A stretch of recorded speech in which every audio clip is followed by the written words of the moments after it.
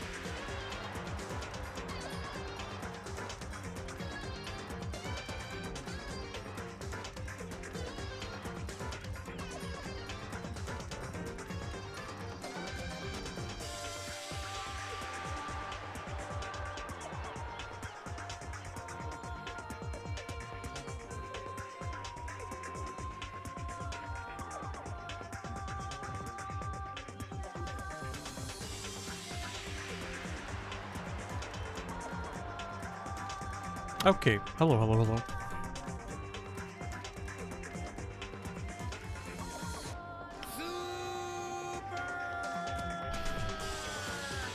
What's up, butt face? It's that day again. So it is. So Derek, thank you for the 44 months. Thank you. 44 months, holy shit.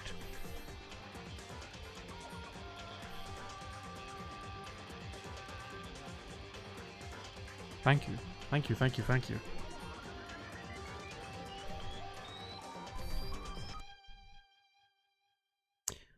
Ranking all the characters. Yep, yep, yep.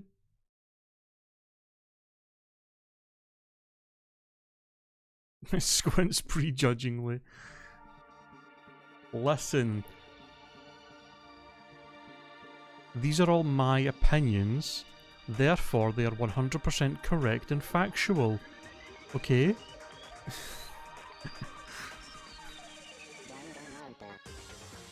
Just so we're all in agreement. Cox gun. Alright. So yes, hello guys, welcome. We're going to be ranking, starting off the stream today with ranking all of the characters from Danganronpa 1 Trigger Happy Havoc.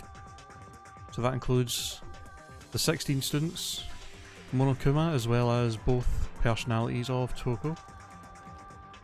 We're just gonna, yeah, we're gonna rank them. I figured the game was like, it's one of those games where it's got enough characters in it, I feel like it's worth doing like a ranking. Because, you know what I mean? There's so many characters in the game that you interact with so much, so I thought it would be a good, it would be good for a good tier list. For anyone who is watching, I'm going to put this up as a separate video on the YouTube channel if you're watching this as a video.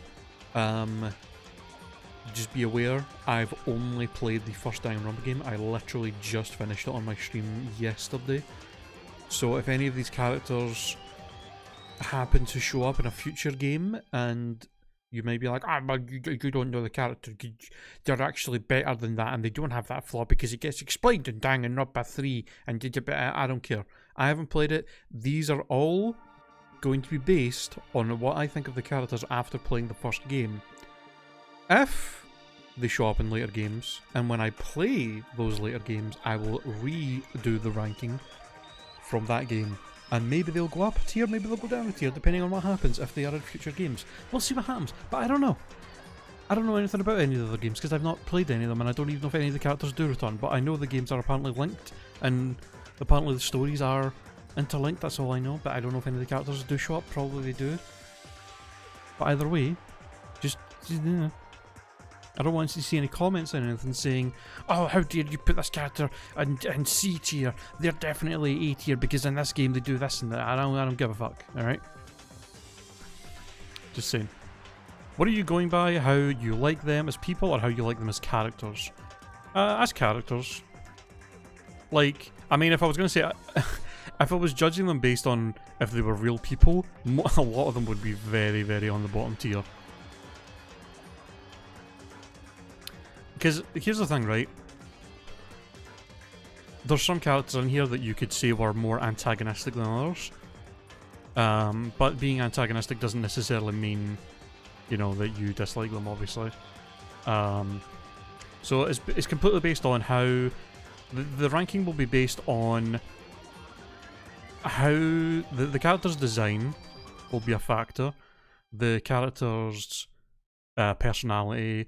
their dialogue, the way they acted in the game, how just overall what they were like to interact with in game, and how much I would enjoy, like, you know, so, but just that, like the design, like their design will definitely come in as a bit of a factor, but mostly it'll be due to they are just them as a character in game, and how much I like them in game.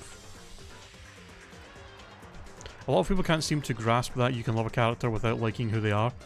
Loki from Marvel is super popular, but I sure wouldn't want him over... Yeah, I mean, one of my favourite characters from One Piece is Doflamingo. He is absolutely the best villain in that entire series, and he's one of my top, like, 10 characters. Even though he's one of the most evil, sadistic, just does some of the cruelest shit. Like, he's absolutely an evil person, but he's such a good villain, and he's so enjoyable to watch. And he's one of my top 10 characters. So, yeah, you can. I love villains. I'm a huge fan of villain characters, for sure. So I'm not gonna be saying, oh well. I will say this: if a character was doing something that was fucking dumb, I will judge them on that badly. But just them being evil is not gonna be a factor. I'm not gonna be like, oh, I'm gonna trap them all so D tier because he's mean and he's a mini poopy head. Like, no. Although there will be some character things where if somebody did do something that I think was a bit of a dick move and unnecessary when they're supposed to be a good character, then that will definitely not go in their favour. And I can tell you there's a few here that are a good example of characters doing things that I thought were kind of mean-spirited, and for them to supposedly be a good character. And I will judge them on that. There's one specific one I'm thinking of that's going to make them lose some points. But anyway, let's get into it. Let's actually start the tier list. We're just going to go in order on what the person who made this put these in. So we're going to start with Chihiro. I will be honest, and I don't know how anybody else feels about this. I think I was genuinely the most upset by Chihiro's death than anybody else's in the whole game. Like, that actually hurt. I actually had to take a minute after Chihiro was murdered to take it in. I was just like, how dare, how could you, of all the characters to kill, you kill the most innocent, wholesome, nice one. And I felt so bad for them. And I like Chihiro. Chihiro is a very, like I said, very nice, very wholesome character.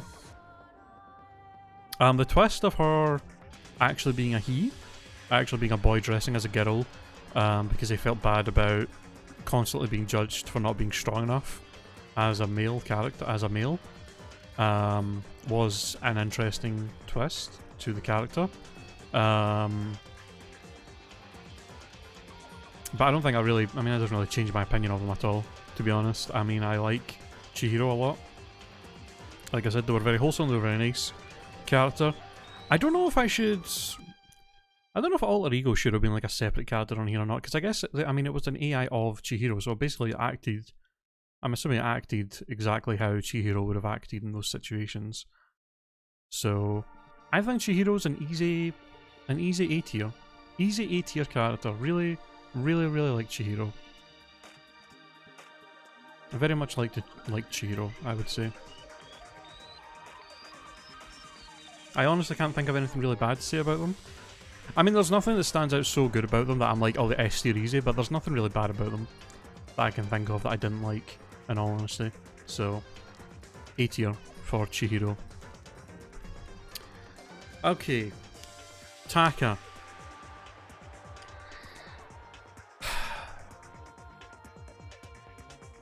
Taka's weird, because I found him kind of annoying at first, but it wasn't that bad. Like, he was a little annoying, but overall, I mean, early on he was like a fucking robot, just the way he acted and spoke. He didn't seem to have much empathy for other people. A lot of the time early on, when characters were going through horrible things, he would just say kind of stuff that would be like, what the fuck, dude? Like, his relationship with Mondo was definitely gave him some points, because that was a lot of fun. Watching the two of them interact and be like best buds. Just the two of them being besties was pretty fun. I was definitely an up for his character, because before I found him a little boring and kind of annoying. Unfortunately, that got cut very short, because in the same chapter, I'm pretty sure in the same chapter that they became best buds was also the chapter that he was killed in. In fact, no, it wasn't. No, they became best buds in chapter 2. Yeah. Yeah, I mean, it was still kind of cut short, because, I mean, his growth into the best buds with Mondo was definitely up for him, but then like at the end of chapter 2, Mondo was the killer, and like when he got kicked out, Taka basically became a non-character because he just wouldn't speak at all. He was like traumatized by what happened with Mondo and just never said anything until like right before he was dead, basically. Like there was like a half hour in game where he had the conversation he had with Chihiro was very heartbreaking, or with Olarigo was heartbreaking for sure. It was, I felt very bad for him. And then he like did that weird transformation thing, and then he started acting like a mixture of himself and Mondo, or him trying to be like Mondo. But then like it was that for like a few scenes, and then he died. So it was like, okay, a weird direction to take a character into, to like completely change the way they act, and then immediately just kill them off. I really don't know how I feel about him. I want to say, I'm trying to think, like, S tier is like best characters, A tier are characters I really like, B tier I will say is characters I think are just, that I like, that are just okay. C tier, I guess would be like, I don't mind them too much. Like, I have a lot of things I like and dislike about them, they're just kind of middle of the road. And then D's like, I just don't like them. And I feel like he's C. There's stuff I like about him, there's stuff I don't like about him. Pretty equally. Like, his design's interesting. A lot of his dialogue was very predictable early on, boring. He was kind of annoying. A lot of the times that he spoke, I felt like. But he also was like very loud and kind of ridiculous with how just insane he was with rules and all that. He got a little bit better when him and Mondo became best buds, but then turned into like a nothing character, then transformed into a completely different one, and then died, so it was just like kind of all over the place for him. So I think, yeah, C tier.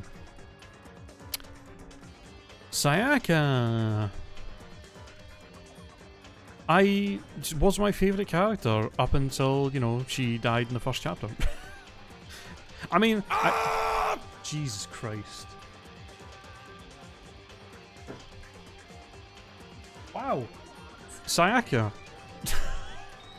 Yo, thank you for the follow. Just as I'm talking about you, come and follow the channel. How kind. Hydrate. I will hydrate. Let me take some water.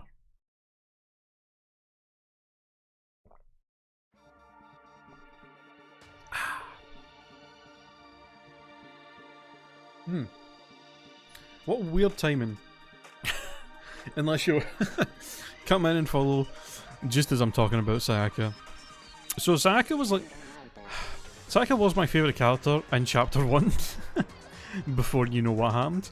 But also like a lot of that was due to the fact that it was like the only character we really had many interactions with at all. Like we didn't really know anybody else that well at that point. I mean, I liked Sayaka, she was nice. She was sweet. She's cute. She's got a nice design. She's a little plain. Her motivation for... I mean, she at least had a good motivation for trying to kill Leon, which is what got her killed. I think Sayaka's honestly...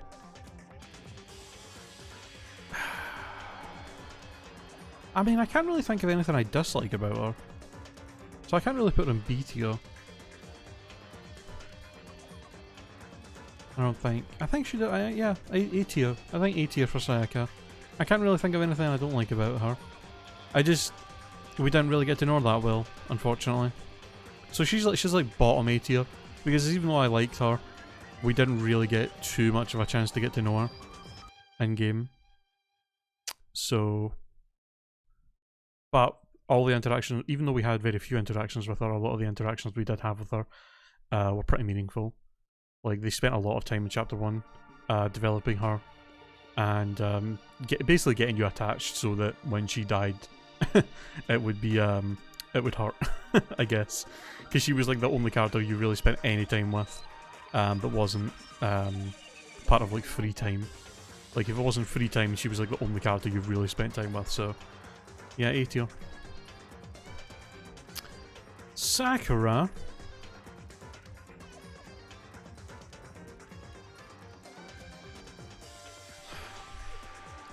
I like Sakura.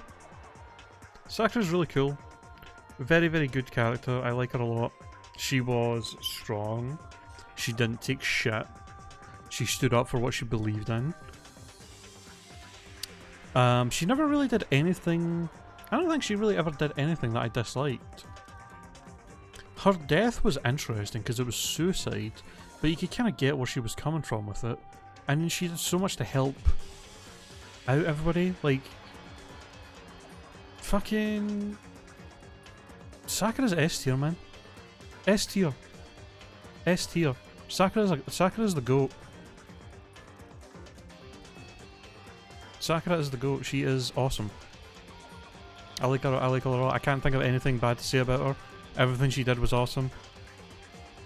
Even though she was the I mean, you could say like, oh, but she was working with Monokuma. She was the spy. But like, she didn't really have much choice. like what was she gonna say? No? So like, no, I'm not gonna be the spy. I'm not gonna spy on these people I don't know at all for you, character who has trapped us all here and is threatening to kill my family. Like, of course she had to do it. S tier easy.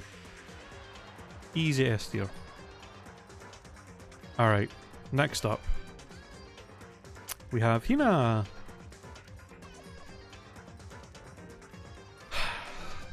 Hina's kind of strange because I really like Hina, and I feel like it's a little unfair because Hina is there the whole game, so she has way more time with you out of like a lot of the other characters that have been up so far.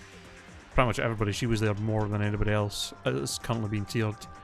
I did like Hina. She had a very cool design. The whole sports thing was pretty nice. Her love of donuts, I very much enjoyed her character trait with how much she was just obsessed with food. Which would make sense, you know, as an athlete. Athletes are pretty, you know, gotta eat a lot. Depending, well, I mean, I guess it depends what sport you do, what kind of sports you do, how much you would need to eat. But her love of food, I enjoyed that character trait of hers. I liked her a lot. She was pretty cool. She never really did anything to hurt anybody. I will say one thing against her is she did nearly try and kill everybody. But I mean, I can kind of understand where she was coming from with it, even though in that situation both Makoto and Kyoko were pretty fucking innocent and didn't really deserve that. It was really only the other three that were kind of bad to Sakura, and feel like she was kind of throwing us under the bus for no reason when we didn't do anything wrong. Also, her airheadness got on my nerves quite a bit, I will say, especially in the class trials. Her and Hiro, really, as much as I like the both of them for a lot of things, both of them being just dumb as fuck really would get on my nerves a lot in the class trials, because they would always put you in situations where you would have to do shit and over-explain things, and it did get kind of annoying, I will say. But I still like her a lot.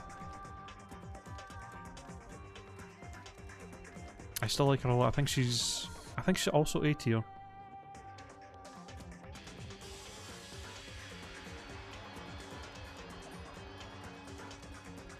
Also A tier. So far, like every female's gonna be up here, but not really. Trust me, there's some of these I fucking hate. Yeah.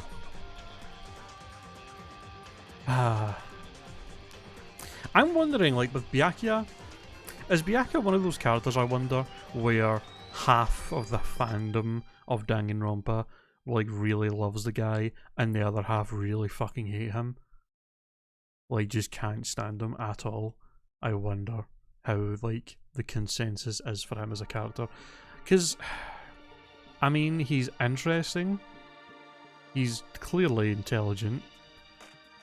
But I just, man, I fucking hated him. Like 90% of the game, when he spoke, I fucking hated him. Like, honestly, really didn't like him for like the vast majority of the game. His cockiness, him just being a complete dick. I mean, I guess he's the kind of character you could love to hate for some people.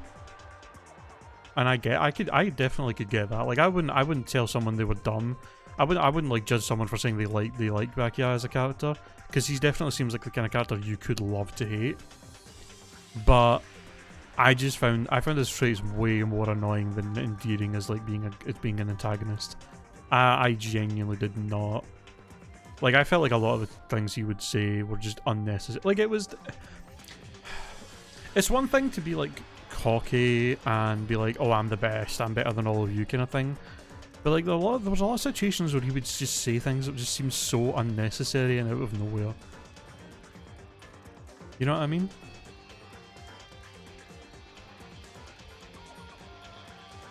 He's like bottom C tier for me. There were some things I did enjoy about him, and I think he's definitely well written and stuff. His design's a little boring for me. But, there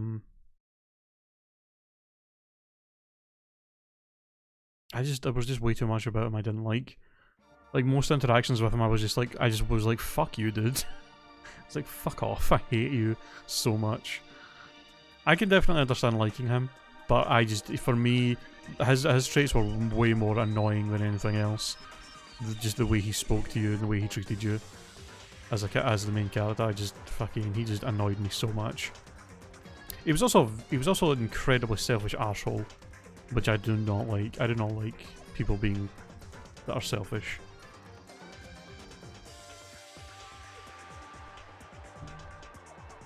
So yeah. Next up is Celeste. I think Celeste is, for me, an easy B tier. I like her. She was basically the female Byakuya a little bit in the terms of being like, she was like intelligent, kind of stuck up, but she wasn't as much of a cocky just arsehole like he was. Like, she was kind of like him in a lot of ways, but like not as bad, in my opinion. She's like fine. There's some stuff I like about her, some stuff I don't like about her. I love her design. Her design's really cool. The whole gothic look is really cool. Her motivation for her killings was a bit, eh. Just like, oh, I just wanted money. It's a bit, eh. But overall, I liked her. I liked how she had a fake identity because she's a gambler.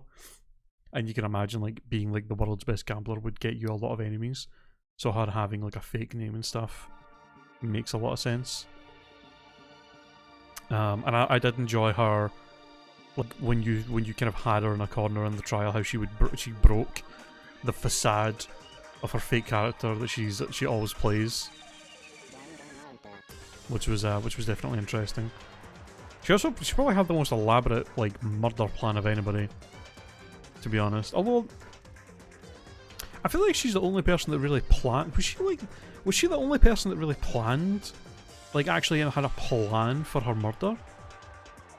I don't think like other than Junko, obviously. I think she's the only one of the actual like 15 students that actually like planned her murder. Because I mean, I guess you could say Sayaka planned hers, but it wasn't much of a plan, and then she didn't even end up doing the murder. She just got killed. So Leon definitely didn't plan his. That was just an impulse thing. Mondo, I feel, also didn't plan his. It was also kind of an impulse thing. Like, as soon as he found out about Chihiro, he kind of just did it. Didn't really think it through. And then she planned her whole thing with Hifumi. And then Chapter 4 was Sakura, who was just suicide. So it wasn't even a murder. But I mean, she planned her suicide, obviously, in a way, but I don't know. Yeah, she was really the only one that actually like actually murdered another student and like made a plan for it, which you have to kind of admire. She at least, you know, did plan for it. I actually tried to think of a way to get away with it and all that. I still think her.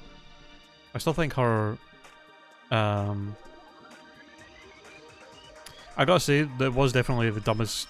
One of the dumbest things was to try and get somebody like Hifumi to work with you, because goddamn, the guy's a fucking idiot. I don't know why you would trust him.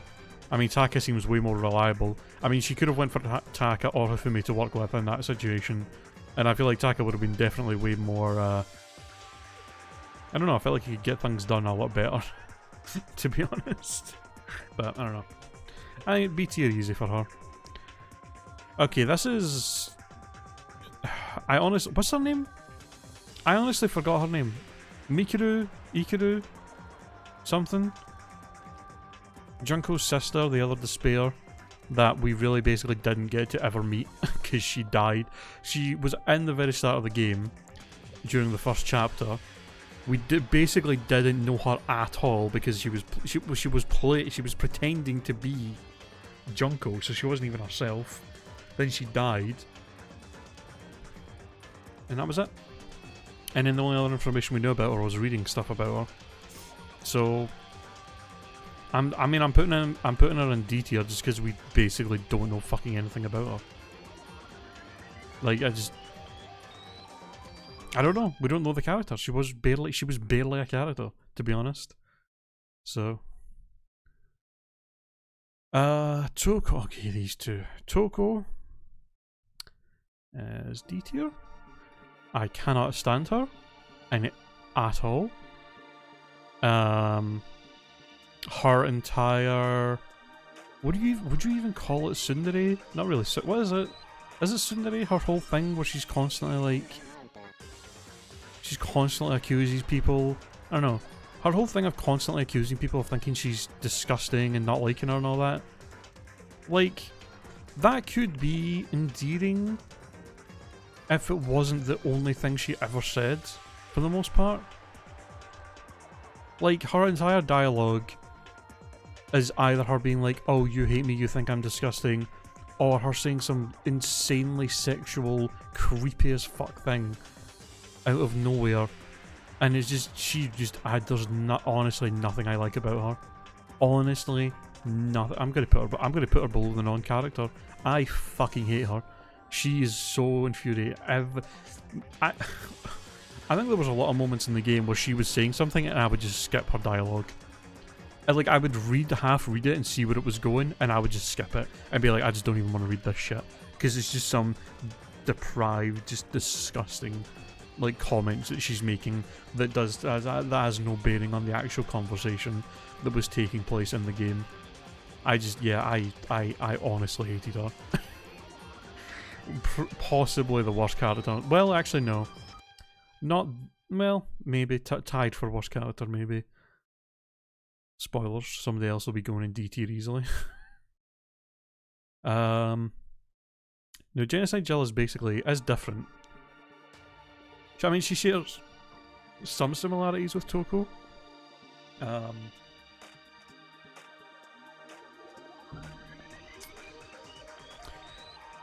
mean, the only thing they really shared was the fact that they both were basically in love with Byakuya and were obsessed with him and would do anything for him. But I feel like hers was, I feel like her obsession was a little different from hers. But she was better as Genocide Jill, mostly because she was kind of crazy. Her insane laugh, her just insanity. The fact that she never killed anybody when she was a serial killer is just insane, to be honest. I mean, her dialogue was... She was also kind of annoying as... I mean, she's not much better.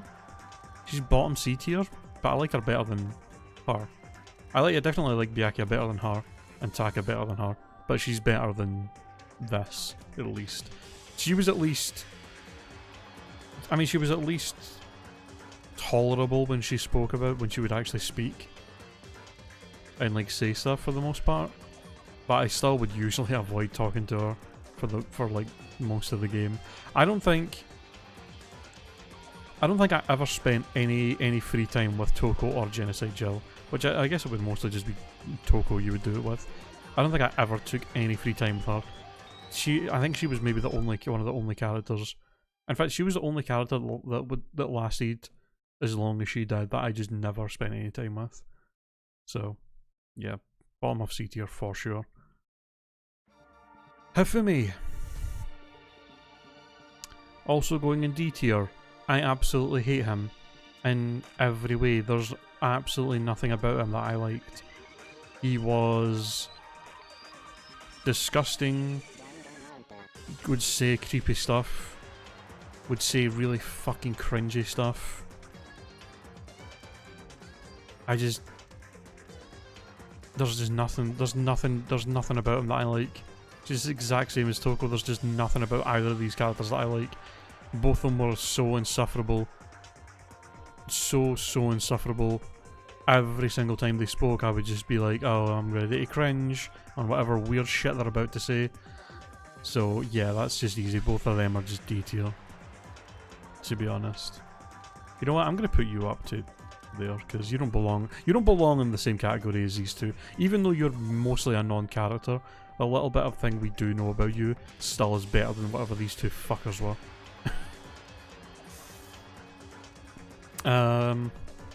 Junko. Again, she's kind of weird. I mean, I guess you could say we kind of knew her a little bit from the first chapter, because our sister was pretending to be her.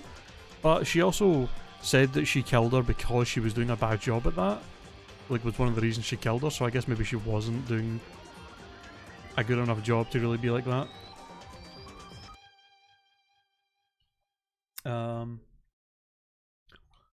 So we only really know her from the final class trial. That's the only time we really got to know who she was. And she's basically the main villain of the game. Well, yeah. Her, I mean, her design's cool. Her whole character. The whole thing with her constantly changing voices was pretty interesting and fun. And she made a pretty good villain, I think. I will say her motivation for doing what she does, I kinda hated, and it felt very lazy. That her whole thing was she just does it for no reason. I mean, I guess she did have a reason. She was like, oh, it's for despair, whatever the fuck. I mean, the whole thing of them constantly talking about hope and despair felt very just weird sometimes, and just out of place. How much they spoke about it. I mean, her whole thing with like despair. That was her. I get like, yeah, she was like, that's my reason. Despair. I want despair. I want the world to be in despair. That's her whole like reasoning for doing what she did. But you're like, well, why do you want the world to be in despair? And you expect some kind of like backstory or something or some shit like that. And she's just like, no reason. I just want to. I just like doing it. And it's like, that's kind of a shitty. I don't know. I feel like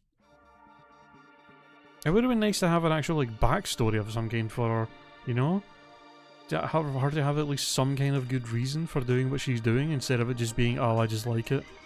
And it's like, okay, that's not that interesting. I think, yeah, B tier. I like more about her than I like about it. I like enough about her to be B tier. But I dislike enough about her to keep her from A, I think.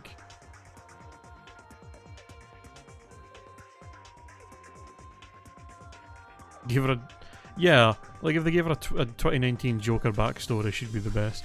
I mean, I guess you could make the argument that the Joker's like one of the most popular villains, and his motivation is, for the most part, in most stories, is just he's an anarchist. and that's it. He just does it for anarchy. But he's like just crazy enough for that. I don't know. It's still a boring reason. I like villains to have an actual like reason for doing what they're doing. Like some kind of thing that keeps them motivated to do what they do. Instead of it just being, oh, I'm just evil, haha, and it's like, okay, that's lame. So it seems like a very lazy way of writing a character to just be like, I'm just evil, there's no reason for what I do, I'm just evil. And it's like, okay. Alright then. Just gonna put Kyoko right up here. I mean, that's like the easiest. That's like the easiest character in the game. Well, the 3 easiest characters to rank: Kyoko, easily S tier, and Hifumi and Toko being easy D tier. Like, I didn't have to even think about either of them. Yeah, I mean, easy S tier, she's like basically your... I mean, she's basically your, like...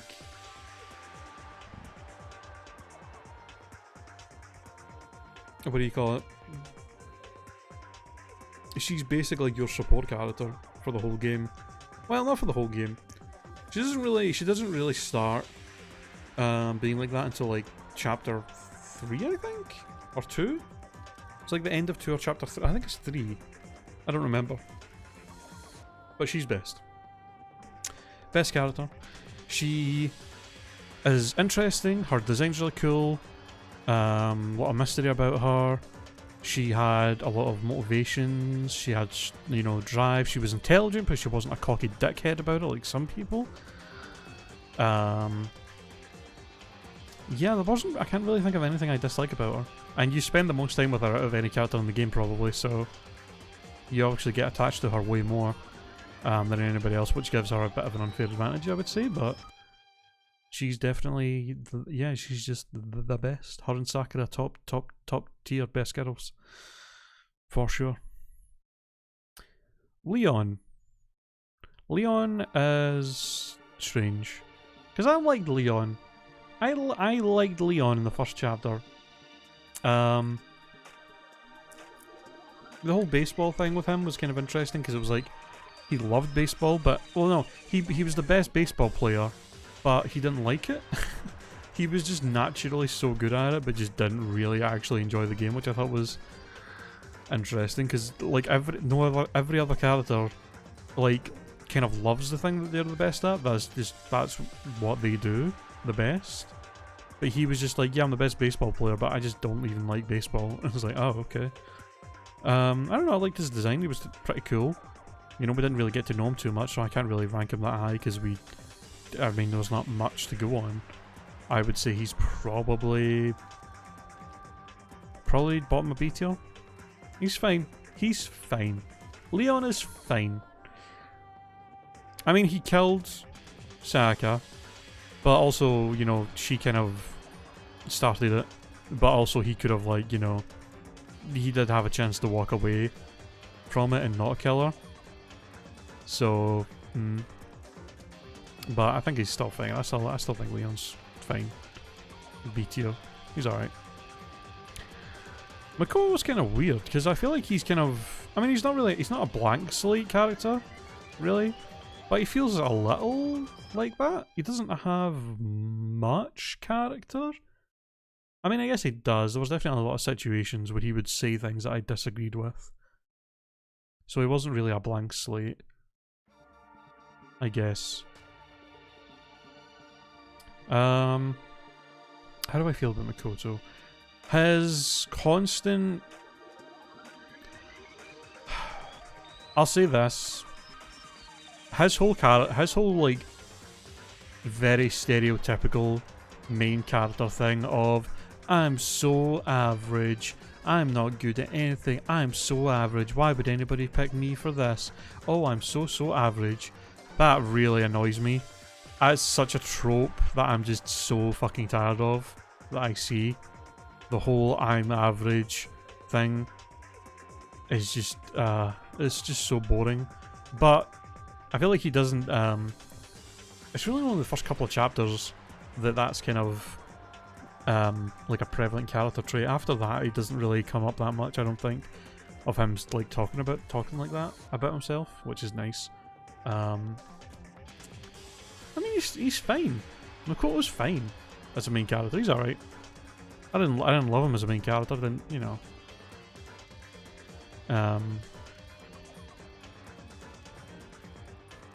He definitely. There was a lot of times throughout the game that he acted in ways that I completely disagreed with and was like, why the fuck?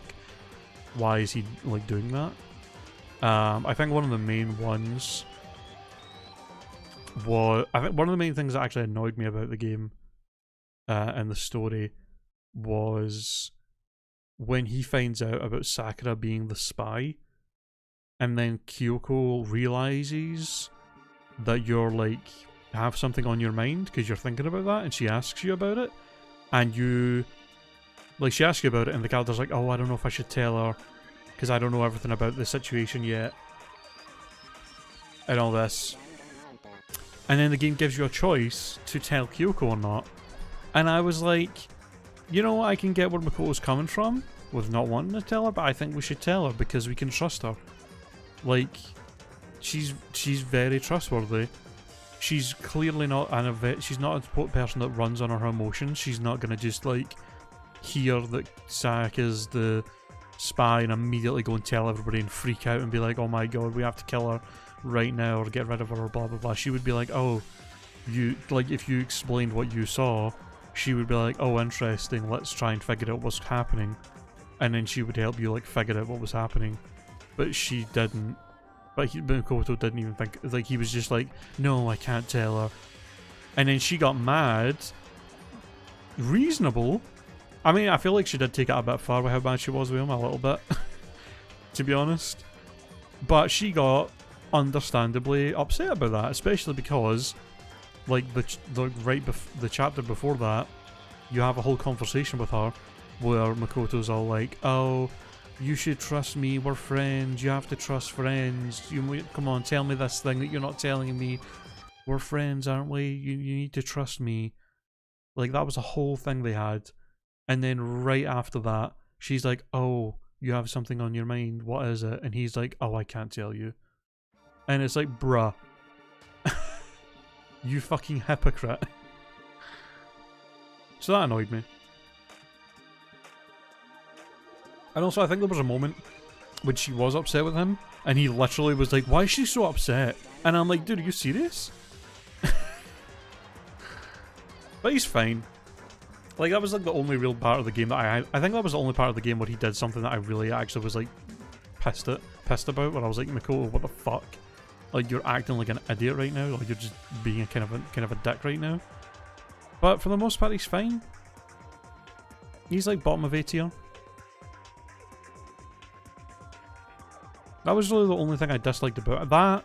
That one moment, and then the whole trait of, oh, I'm just an average student, I'm so average, oh, I can't do anything, I'm just average, why would you, like, but that was only really prevalent in the first, like, couple of chapters, and it kind of went away after a while, so it's not really that bad of a trait later on. So I think he's fine. I think Makoto's, yeah, A tier, for sure. I don't like him any better than these three, but he's better than these three, for sure. Mondo.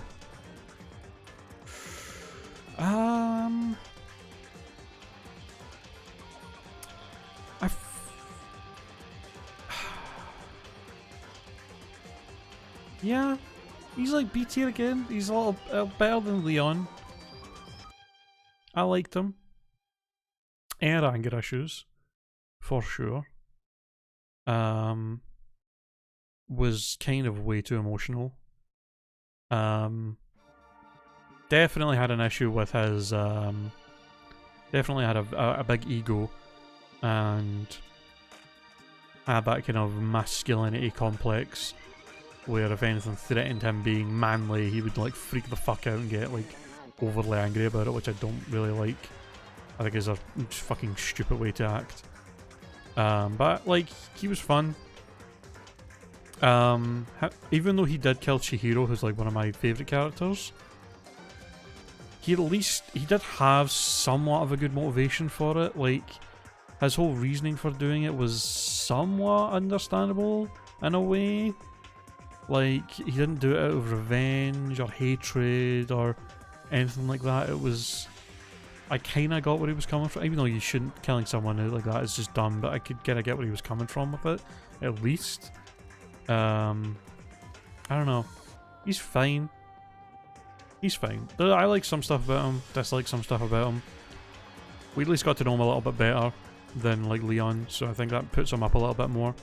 But I think still, like, kind of low B tier is, like, good place for him to be, for sure. Let's leave Monokuma for last, because he's, like, the most different person here. And he's not even a person. Hiro. Now, Hiro's so weird. For the most part, I thought Hiro was fine, and I think I would have put him in, like, B tier? Like, top of B tier, probably? I would have put him in. But there's a couple of things about him. Like, for the most part, he's okay. But there's like, him being, like, really dumb in the trials can be kind of annoying, but it's not that bad. But there's two very specific moments in the game that kind of made me really dislike him in those moments. But these are two specific moments. One is during the class trial for Sakura's death. And maybe someone can, like... I don't know if any of you guys know whether I'm just not got this right or not. And maybe it wasn't about... Maybe it was not a big deal, as I'm thinking. But I found it really, really annoying and incredibly disrespectful that he kept referring to Sakura as Ogre. Like, he kept calling her Ogre all through the whole trial. And I was like, that's not... I mean, that's an incredibly disrespectful thing to call somebody when they're alive. Let alone when they're fucking dead and you're at the trial for their, like, apparent murder, that you're talking about how they died and trying to figure out who killed them, and you're still referring to them as Ogre. Like, refuse to just use her name. And I found that really, really... Like, I just really disliked that he, like, acted that way.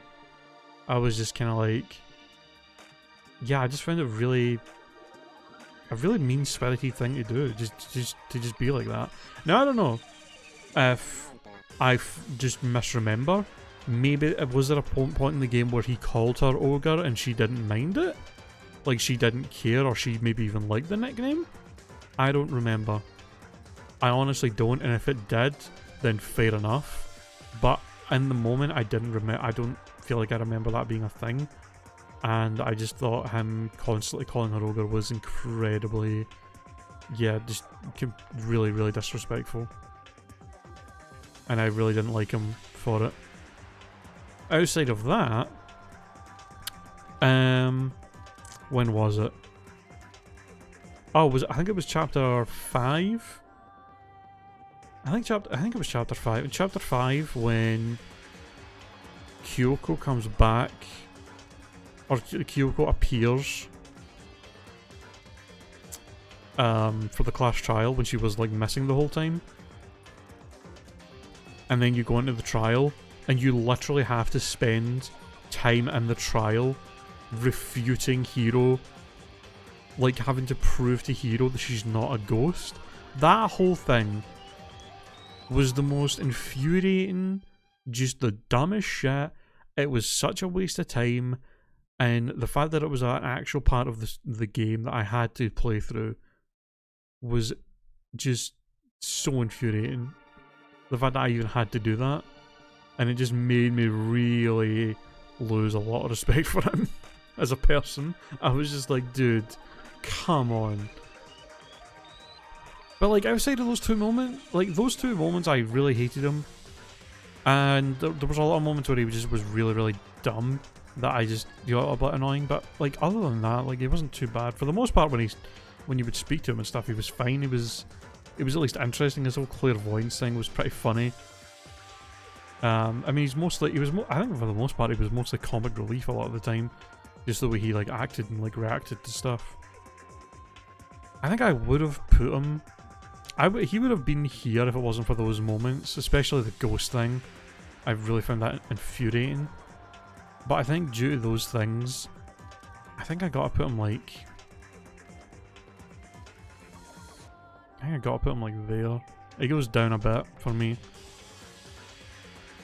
I would say. Yeah. Alright. And last, but certainly not least, we have Monokuma. Which is kind of strange, because Monokuma's controlled by Junko the whole game. But he doesn't act like her. Like, it feels like it feels like Monokuma's like a whole character that she's playing, kind of. Like she doesn't really act like Monokuma at all, I don't think. So they are very different. And I'm gonna I mean, I know Monokuma is like in every Danganronpa game, so I'm assuming he develops more into more of a character and is like explored more as a character in the other games. So I'm basing my tiering based on just the first game because I've not played any other ones, like I said. So maybe he's better or worse in other games once you like get to know the character more and like interact with them more. But I mean, I like Monokuma for the most part. I thought he was a very fun villain. The design's cute, but also can be intimidating a little bit.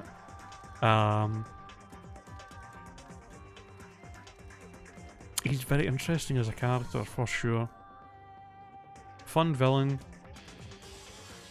Fun villain with the fact that, I mean, the things he's doing is obviously very evil, but also his whole thing of like following his own rules in the school to a T was pretty interesting. The fact that he would actually follow the rules, and I was gonna say he does never really lie, but he does. There is sometimes in the game he lies, but for the most part, like for a villain, you would usually expect in a situation for the villain that's like holding you there would like constantly lie to you and stuff. But for the most part, he is actually very truthful with a lot of things he says. He just kind of, you know, a lot of times he's just kind of an asshole about stuff, where he won't tell you the full truth, or he'll, you know, show you something and you'll ask him about it and he'll just refuse to tell you anything. But he doesn't outright lie that often. It doesn't really outright lie until like the 5th chapter when Junko started to get kind of desperate with stuff and was trying to like get rid of Kyoko. Then he started like doing some like doing and saying things that were like basically lies. But for the most part, I think a good villain.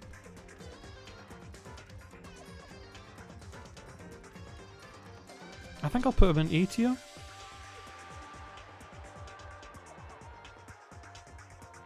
Above Makoto.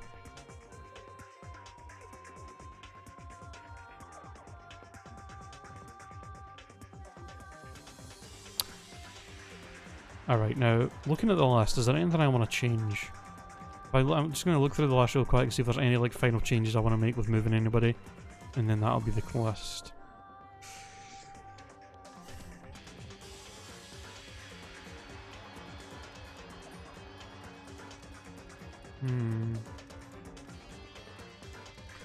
Yeah, I actually dislike... Yeah, that's fine. I think... I'm gonna put Sayaka down a bit. I think I like Hina more, to be honest. Just because we really got to know her more. But I think that's it. I think that is my list. That is my character tier list for Danganronpa 1. Kyoko, Sakura, best girls. Hifume and Toko, worst characters by far. Nothing likable about them whatsoever. And you know, we got a good number of people in A, B, and C. Yeah. Yeah, I'm happy with that. I am happy with that tier list. Any big disagreements in chat? Think I'm any huge disagreements? Is there any characters I've put way too low or way too high in any of you guys' opinions? You think?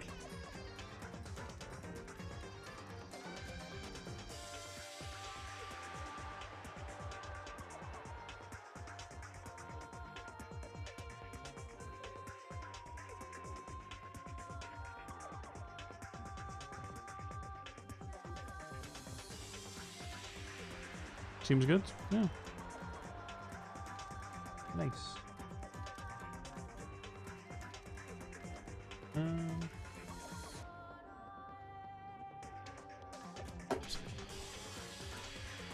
Alright. Sweet. True, that's my opinion, so, you know, there's only so much you can disagree with, really. But, you know. Alright. I wanted to just do that because I thought it'd be fun to rank the characters. But now we have got like another 3 hours left of the stream. And I think I'm just going to play some Hades. I think I'm just going to put my Switch on and... Oops. I think I'm just going to load up my Switch and we're just going to play some Hades. Which is fun. I was really hoping that the Pixelmon server was going to be available. Was going to be ready for today, but fucking the server host I'm using is insanely slow with responding to stuff. It's really, really fucking annoying, actually. Because it was like, basically what happened was, I started, like, I paid for the server with this host, and was getting stuff set up, and they offer services to like help set things up for a server, like mods and plugins. Like they offer that as like, you know, if you need help getting stuff set up, if stuff's not working properly, we can like go in and like try and fix it. If like, you know, if you have like the wrong version of something, or you just can't figure out why something's not working properly. So like I was getting mods set up on the first day, and I messaged them saying like, hey, there's some plugins that I want to get working, but I'm not sure which ones I need to use or what ones I need to get for the mods and stuff that I'm using. And I asked them basically like for help with that, and it took them like I think it took them like more than a full day to respond to that. And they basically were like, hey, yeah, with the kind of server you have, these are the plugins you'd want, or these are the ones you want, like, or these are the kind of ones you would want for this thing that you're trying to do. Is that fine? And then they were like, and I was like, yeah, that's fine. Get those plugins working. Or yeah, get those plugins working, and I'll so that I can do stuff. And then it took them another like full day again to respond to that, saying like, okay, that's all set up and ready to go. And then there was like one last thing I needed for them to help me with, that I was like, okay, can you help me with this? And I was hoping that before the stream today, it would be done, and then I would be able to set it up. But it still hasn't been done. They still haven't responded. So hopefully they'll respond tonight at some point, and then I can share the mod pack with all y'all, and people can download it, and then we can play. But yeah, I was hoping it would be done by today, and it fucking isn't, because they've been literally every single time I've needed them for something, it's been more than a full day for them to even respond to my message. It's so infuriating. But anyway, I'm going to take a quick bathroom break. When I get back, we're going to play some Hades. And that'll be the rest of today's stream, probably just playing some Hades. Unless I get bored of it, maybe we'll play something else. I don't know, we'll see how it goes. But I'm probably just going to play Hades. And then tomorrow, I'll maybe do a bonus stream tomorrow night where we'll play Pixelmon, I think. Because we'll have it ready for tomorrow. But yeah, I'm going to go use the bathroom. When I get back, we'll play some Hades. So I'll see you guys in a few minutes.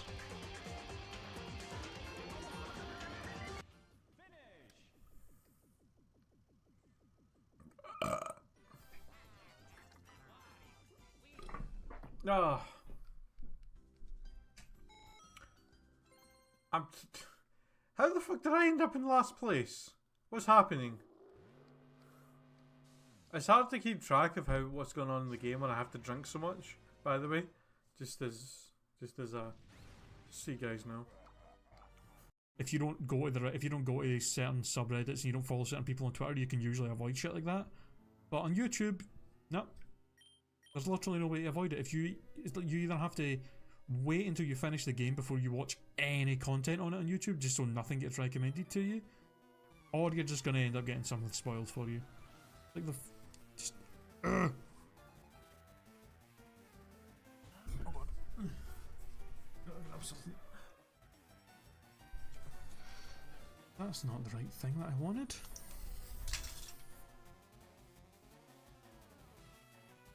There's the thing about. Oh shit.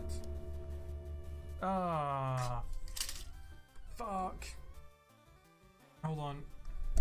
Oh god damn it.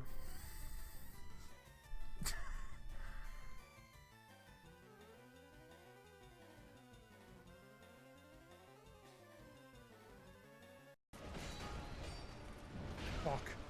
No. Oh, he's actually like one hit away. No! Oh my fucking god. I got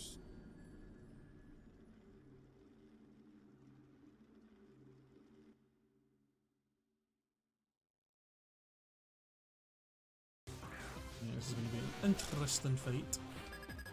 Oh, this is actually not a great start for us. That Darmanitan's kind of scary. Shit. Oh, and I didn't even fully heal Kirishima. Cool. And I bet that Darmanitan probably has like hammer arm or some shit. I think I should probably focus on getting that thing knocked out. Although I'm pretty sure it's gonna go first and give me some issues. Light screen, that's not great.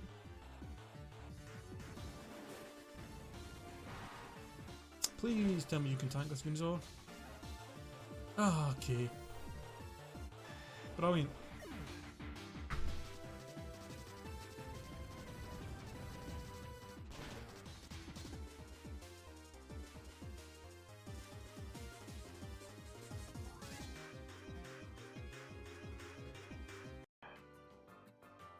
You're still too new to realise, Red.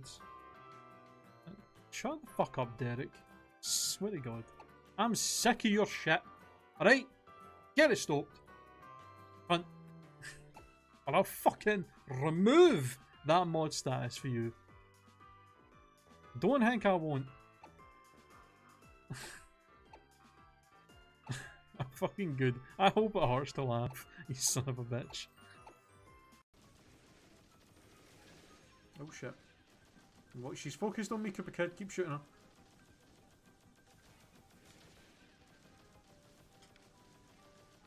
Cooper Kid, you fucking idiot! Why would you do that? What the fuck is wrong with him?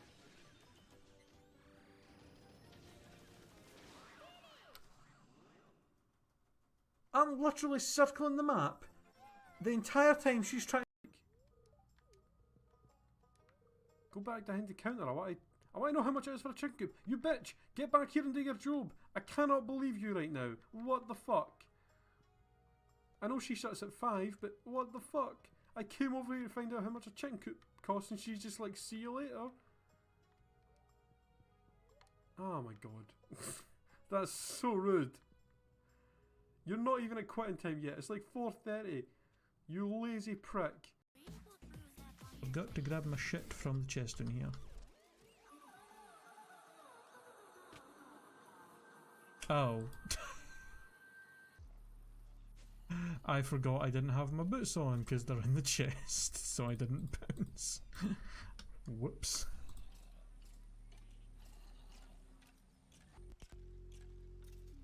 My bad. Oops. Fucking. Alright. Is that how things are gonna go tonight? If you really want to waste your one phone call in prison, call. Fuck you guys. Fuck you guys. Fuck all of you. Motherfuckers. God damn it. Why? Why are you such an asshole? Why are you such an asshole, cat? Why the fuck? What did I do? Did I do something to you? Did I actually do something to hurt you?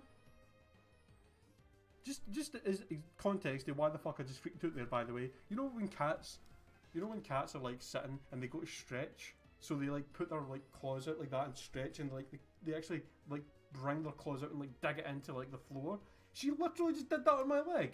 She's like sitting on a little side table here next to my computer desk, and she just went, just stuck her claws right into my leg as she stretched.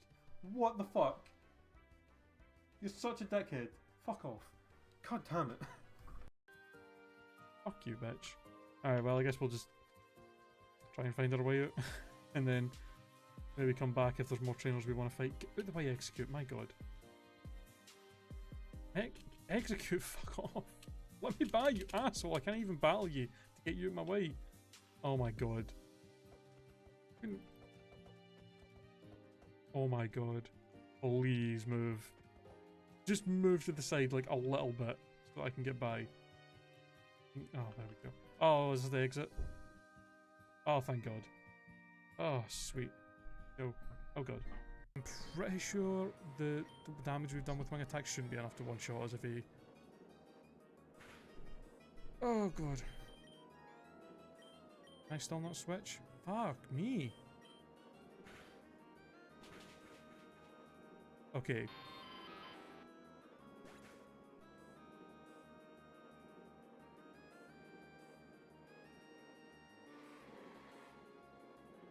I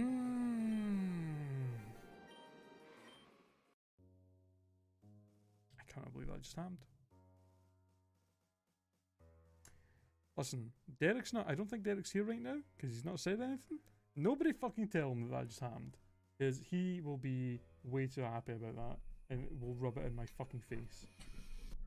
Pokemon with no speed EVs is a good tactic. Oh my god, are you serious? It had to happen. It just had to fucking happen, didn't it? He just got a star from his magic lamp. Waluigi has had 2 stars from magic lamps now, and then immediately gets a hidden block with a star in it. Are you fucking serious? God damn it. Jesus Christ.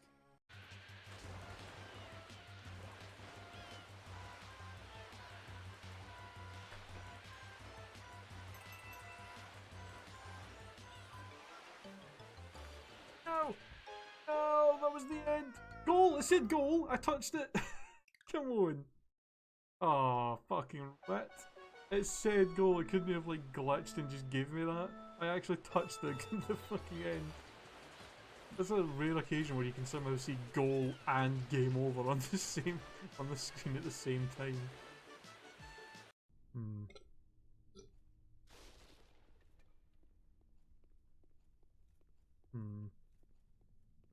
Oh, what the fuck? What the fuck? What the fuck?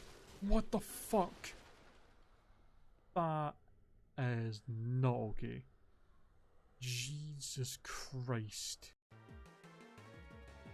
Oh yeah, that Oslov guy.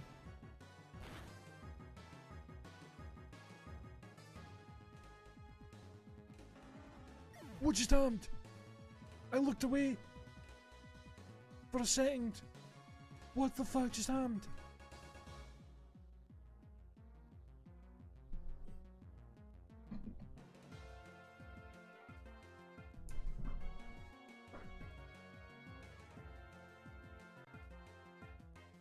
Actual legit, what just happened? Hold on, I gotta look at that on the stream. I looked away for a second because I fully healed, and then I looked at the chat. I have to look at what just happened. Did he just like fucking one-shot me with a crit or something? What the fuck?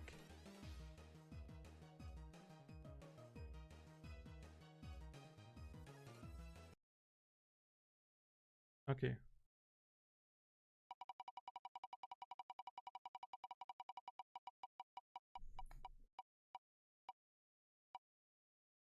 one. I don't remember which one that is.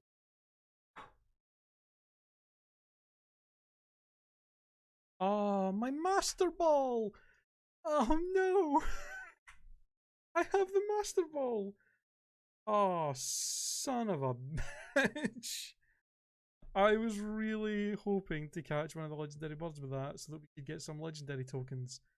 Damn it, that actually sucks. Fuck. Oh. Well, getting catching Zapdos now is going to be a lot tougher now.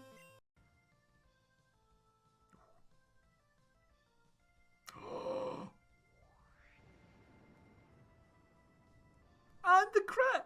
What the fuck? No! Mink! You vagina looking piece of shit. Oh my fucking god. Why did that have self-destruct? Why did it get a critical? What? Okay, so we've had 2 deaths, both of which have been caused by self-destruct moves. What the fuck is that bullshit? Come on. Oh my god. What is that? Okay.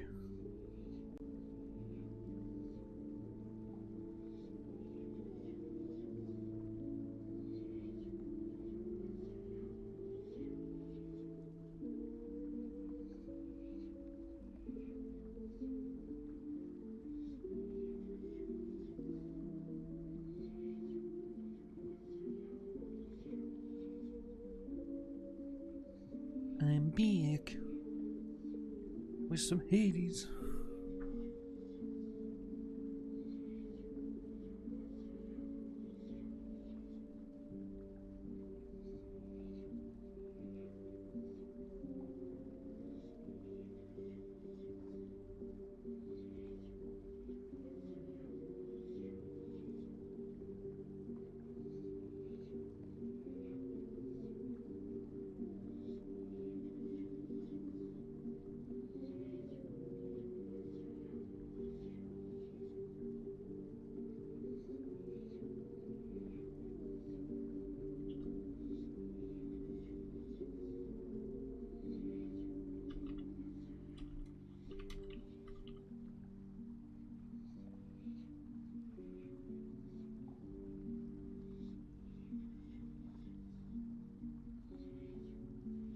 Okay.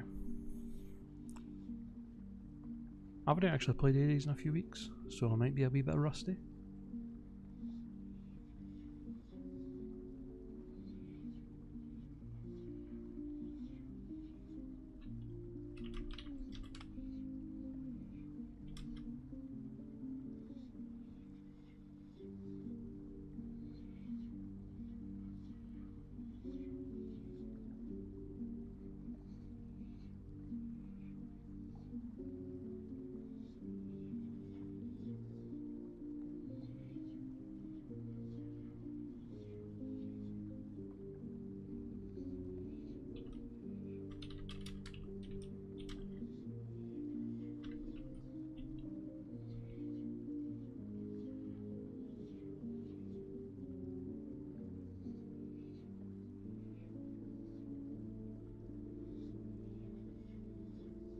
Okay.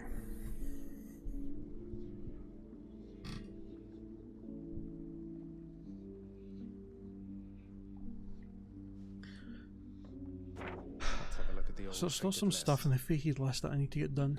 So find a way to pardon Sisyphus. Legendary boons. Pretty sure fully loaded and bad news are all. I think both of them are Hermes ones. And then I think the winter harvest is. Yeah, that's Demeter. And then.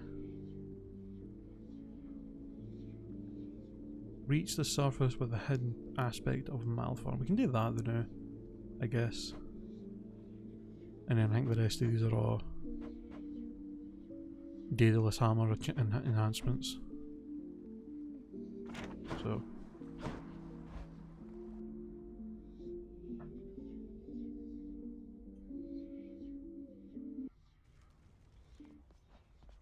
knew it.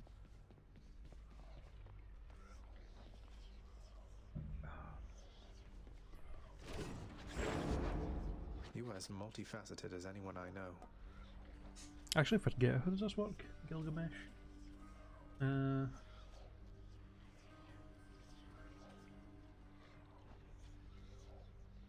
You maim foes with the dash upper, which makes them take 25% more damage, but they deal plus 50% more to you.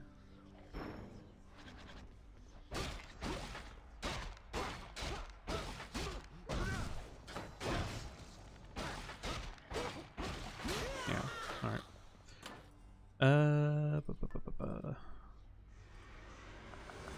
Alright, back to work.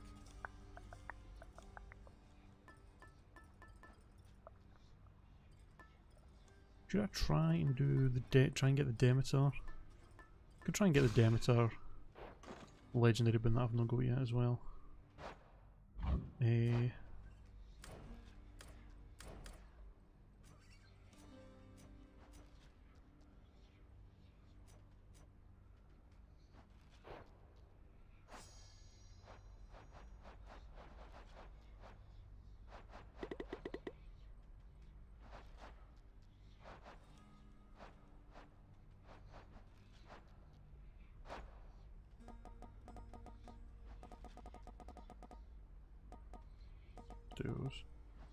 Why not harvest? Chill affected foes shatter at 10% HP, inflicting chill nearby. So I need 2 of the following. I need 2 of the 3 Arctic Blast, Killing Freeze, and Ravenous Will. Killing Freeze, Arctic Blast.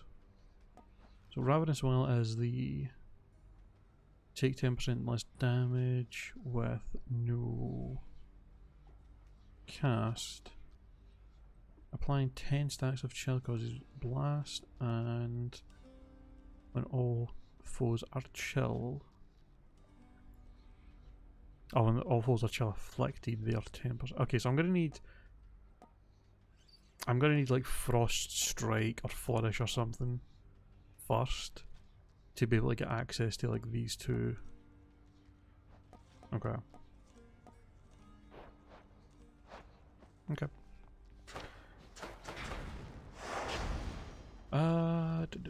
What heat do I need? 7, which we have. What do I have on? 3 extreme measures. And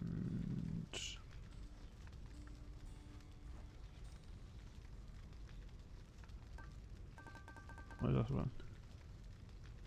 Oh, okay, so all foes have higher life total, and then okay, that's fine. No stopping me this time. Let's go. Try and finish up everything in that list. It's like the only goal I have right now is just try to like complete all of that stuff. Oh right, I can send you out, can't I? Sweet. Grandmother, if you don't mind I call you that. Knowing we're related like this fills me with pride. Your power over life. I think I've some of it in me. And I could not have come this far without your help. Please, for everything. This is for you. My grandson, how you honor me with this.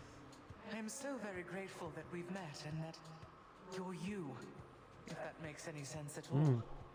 I have my sisters, but I'd no one else for very long indeed. Hey, bond forged. Sweet. I don't know if that actually does anything for me, but I am so very moved. I have a daughter once again, and I have a grandson too. I thought I felt something when first I met you, but I brushed it off. Just like a fleck of snow. Frost Strike.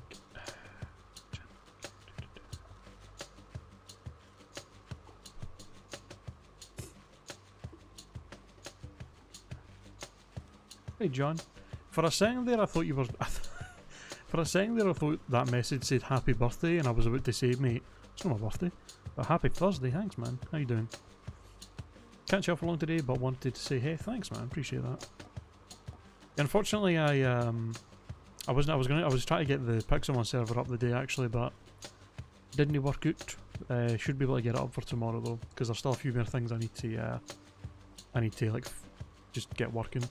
Also, I don't know if you saw, I DM'd you on Discord. If you can send me your Minecraft username and also your friend who wants to play, if you can send me his username so that I can whitelist both of you for the server. Just so you can join as soon as it's up. Take Frost Strike here, I think. Yeah. But yeah, the server should be up and working tomorrow. Probably sometime around this time tomorrow is when it'll be up. And I might do a wee bonus stream the more I just for the server starting up and like just play on it for a wee bit, so just so you're aware. I'm not sure how many people are going to be on when it starts, because I think Derek is, I think he's going to be at work when it first loads up, and I don't know who else is going to be available. That's something. I don't know who else is wanting to play on it that's actually going to be available when it first starts, so I don't know if anybody's really going to be on too much when it first loads up, but we'll see what happens. Tomorrow, I think tomorrow night for sure at some point people will start jumping on. Maybe a little bit later, but when it first like loads up I don't know how many people are going to be on. It might just be like me and one or two other people I think. But we'll see. But yeah, it should be definitely up and ready to go tomorrow.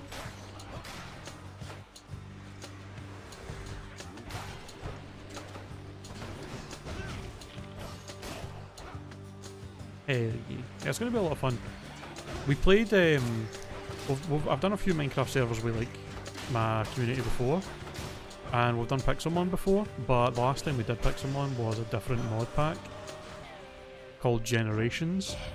Like, I think the one that we're playing with, that we have on the server this time, is called Reforged, which is like, Reforged is like the main Pixelmon mod, and then Generations is like a different version of it that a different group of people make. And the Generations one's a bit more janky. Like, a lot of things don't really work properly on it. They also have a wiki page that is not... is sometimes just has no information for some things in the game, and other times has the wrong information about some stuff. And just a lot of things didn't work properly, so it was a bit janky when we played on it. Which was obviously not the best. But, you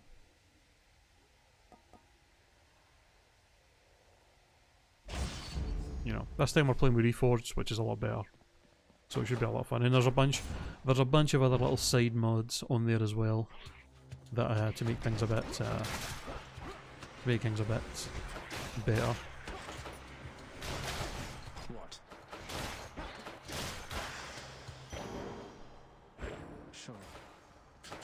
So yeah, I think some point later tonight I should have the mod pack that I've made ready to share, and y'all can like y'all should be able to go and download it, so that when the server starts up tomorrow, it's just a matter of just loading the game up, and everybody should hopefully be white-listed by then, and yeah, hopefully everything will go well and we won't have to worry about, you know, things not working properly. Let's see.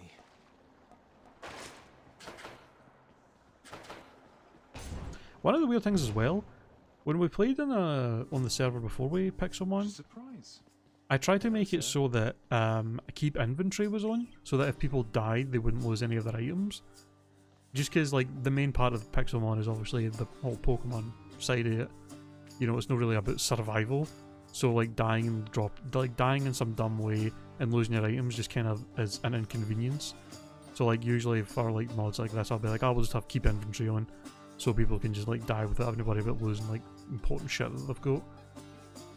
But it was weird because last time we did that, like it would work in the overworld, but if people died in like the end of the nether, it would still drop their items, and I just couldn't figure out how to get it to work. Like, there was everything I tried like wouldn't make it work in the other dimensions. It would only work in the overworld, which was just really confusing. And so we just had to tell people, like, if you die in the end of the Nether, there's not much we can do to help you. Just make sure you don't take anything important there if you go there. Really have a look about you that you know exactly where you're going. But this time, I tested it, and at first I don't know what's different, but this time it actually works. If you die in the Nether, the end, any other dimension, you still keep all your items, so that's nice. Don't have to worry about people losing their shit anymore if they like fall in lava.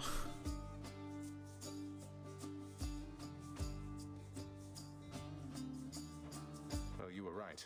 Yeah, I was I'm never super excited about it. performing Father's routine Tartarus inspections. It'll be a lot of fun, Though for those sure. responsibilities I've made a wee abide hub area at the spawn with just some like useful NPCs and characters and stuff that we can like, that everybody can like get access to from the spawn.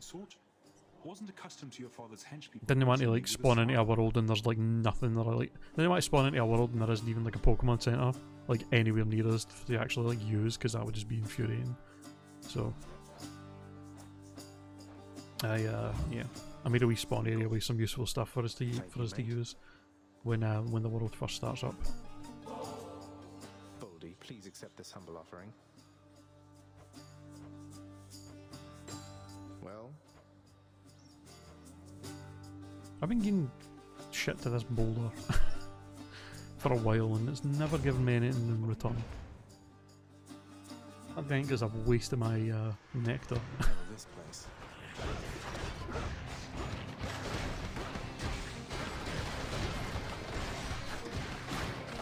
Ah, fuck. Damn. That was fast. Jesus. Oh, yes. Ooh, Arctic Blast. That's one of the things I need for this legendary. Unfortunate that these two are epic and I'm not going to be able to take them. But, what else?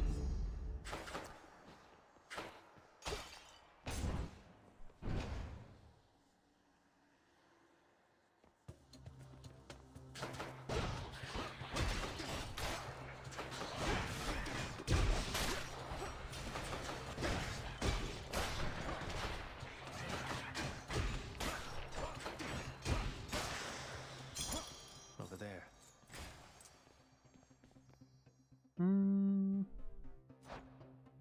Chamber 8. I mean, we're always guaranteed a shop before the boss fight. So we'll go for the nectar.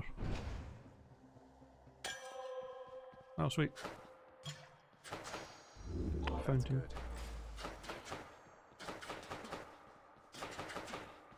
Oh yeah, I get more dashes with this. With this weapon that I'm using, I forgot.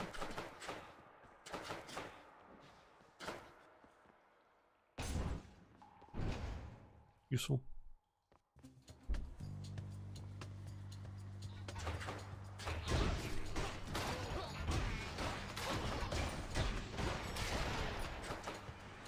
You're late.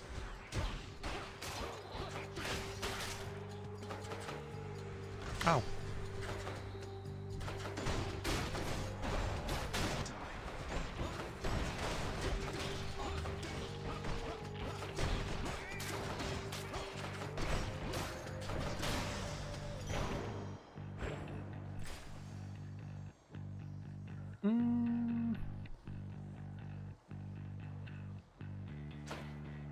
Pom.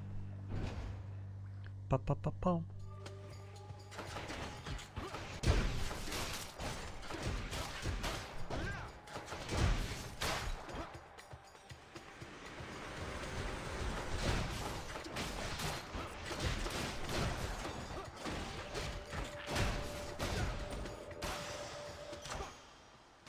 Delicious.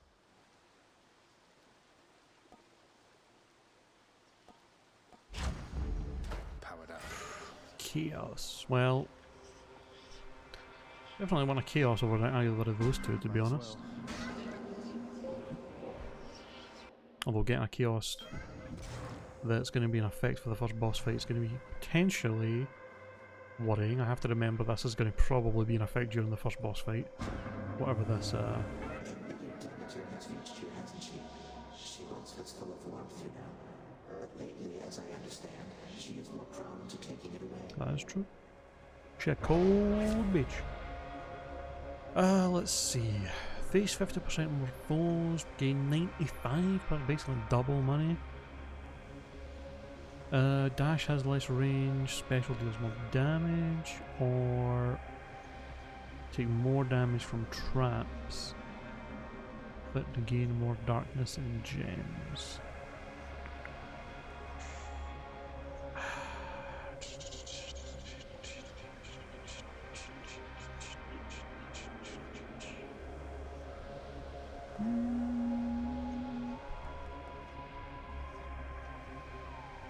Give me some new choices.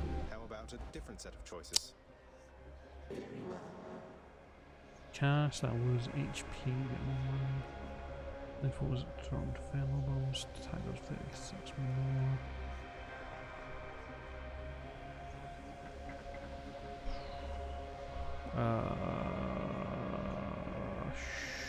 Sure. I'll just take that one. Let's shake this curse. Just more attack damage is fine. Ooh, a hammer. Not very often you see a hammer. Can I afford? I can barely afford the hammer and the boon. So I guess I will take both. Here's the fee. Attack deals +5 damage, +5 base damage for each consecutive hit to a foe. Could be very good for bosses. While you use your attack or special, you're sturdy.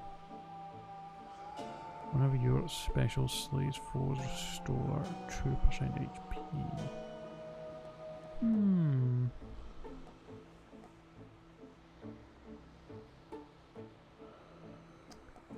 Kinda like all three of these, to be honest.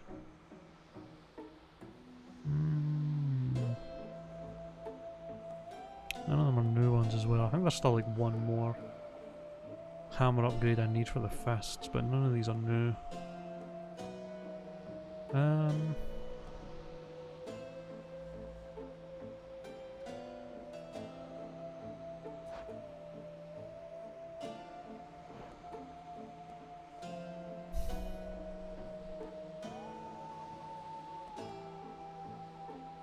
I feel like the concentrated knuckle is probably better for the other fist variants that are like faster, because you're going to be getting more hits, so the base damage is going to go up a lot more, a lot quicker.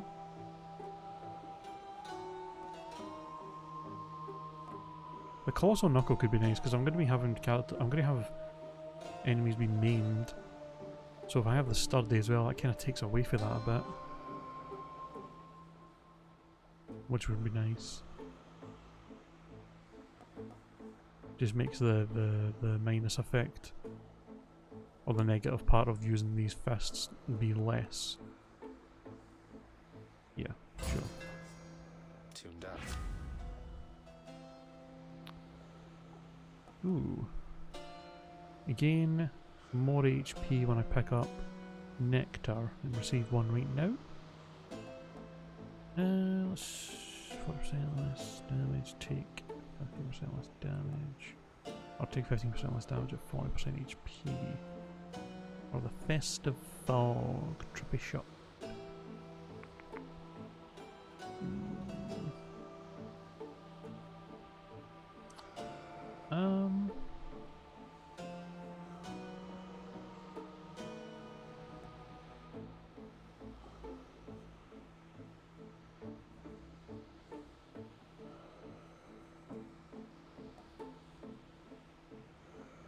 I like trippy shot.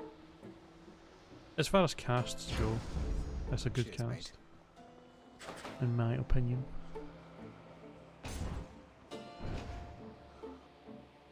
Especially since I can stun foes and then run in and beat the shit out of them. It probably works pretty well with the fists, to be honest. For being an up close and personal kind of weapon. All three.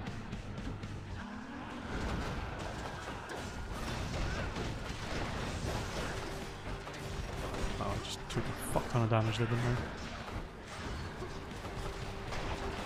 I? Oh, wait, Medusa.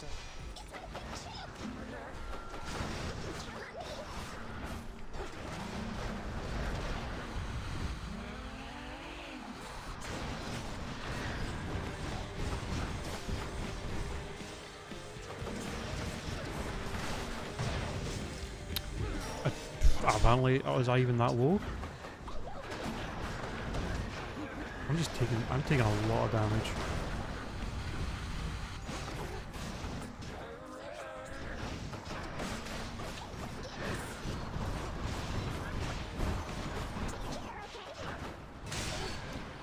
Wow, losing a Death Defiance in the first fight. Yikes. Or the first boss fight, that's not a good start to this run. Holy shit.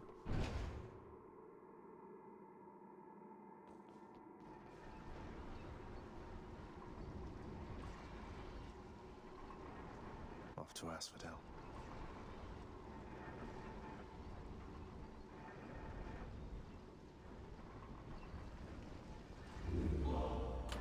Which to choose?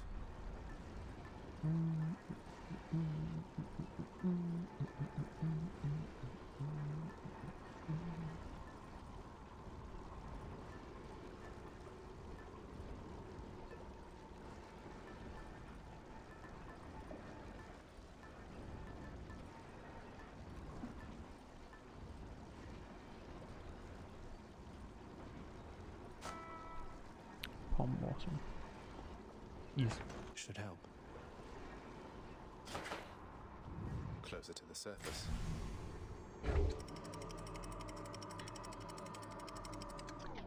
Getting closer to the surface. Asphodel.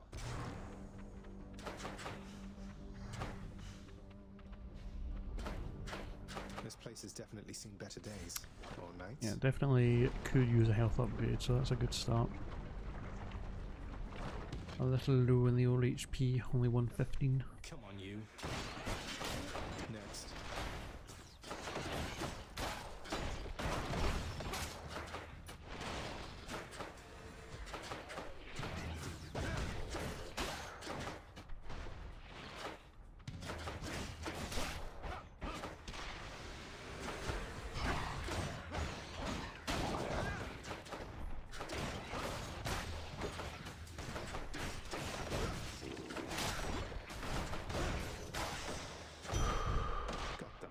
Thank you.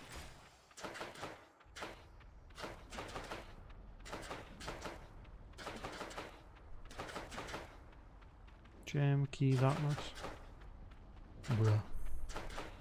Give me more darkness.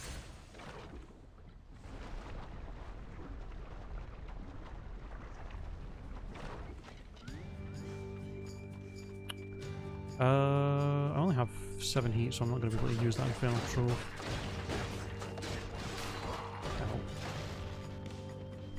Oh.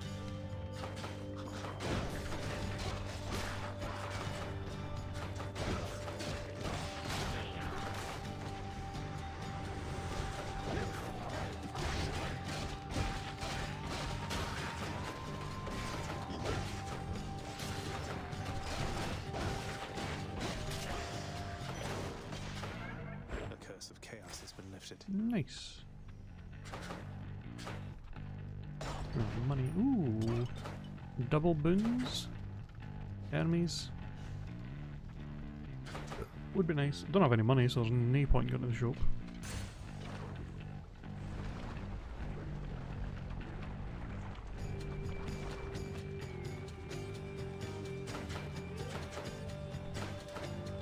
Definitely taking the Demeter one first. I hate dealing with her revenge shit that she does. It's so annoying.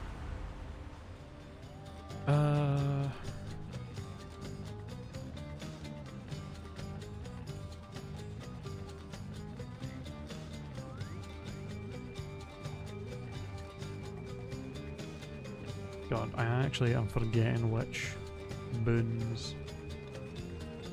Hold on. I'm forgetting what boons it is I need. I forget what the other two are that I need for the legendary one to appear. I don't think it was Frozen Touch, but just in case it is.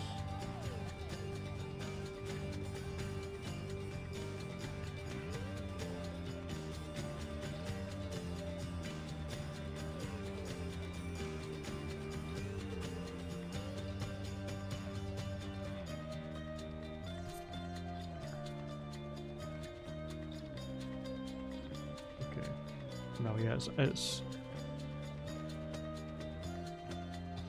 okay.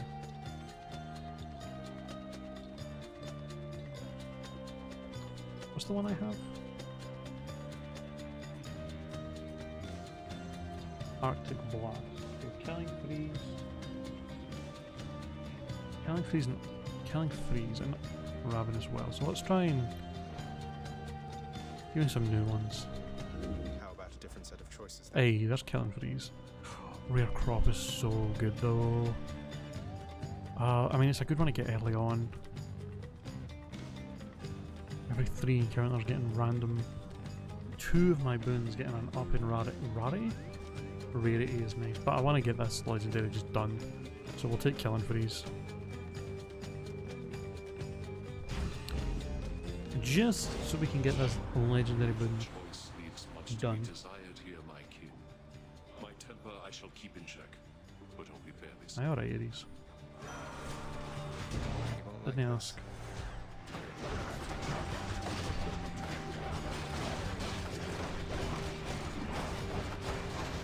Good night.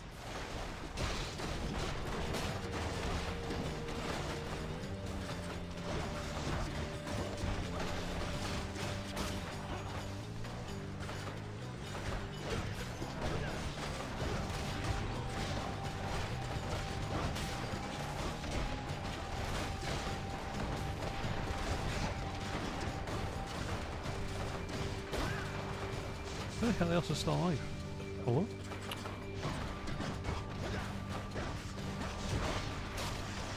There we go. Took way too much damage though. Your sacrifice to me just now has moved me to forgiveness for the time. Thus shall we call a truce. Sure.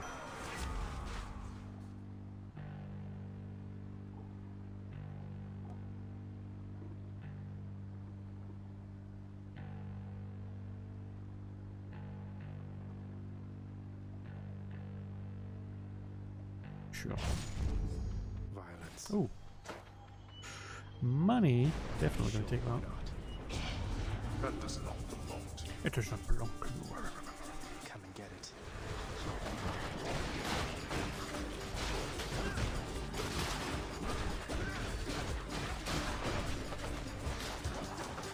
Can you fucking come here? Thank you. Worthless wretches. Give me. Someone will like this. Another Demeter. Let's go. You know what? Let's go for it just so I can try and get the fucking. I might actually give it the legendary. Now that I have 2 of those, and if I can get the legendary quickly, then that'll be nice. I'll definitely bring in. Thank you for this because this is an annoying fight. Really? He's gonna fucking go and hide all the way up there. That's fair.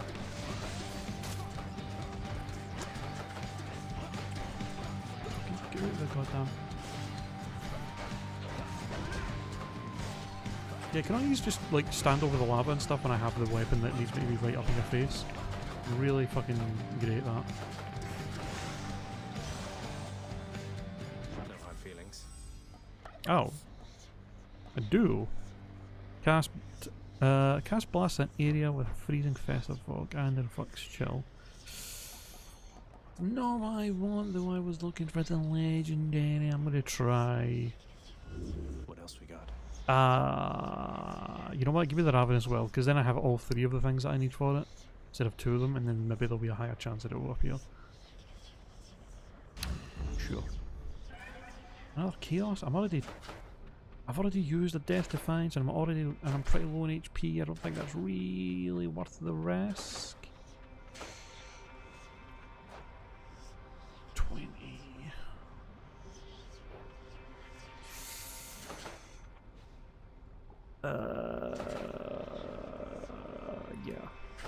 I'm gonna leave it. Hermes. Moving on. I actually do need Hermes boons, or legendary boons as well, so taking any Hermes that I can get is probably a good idea, to be honest.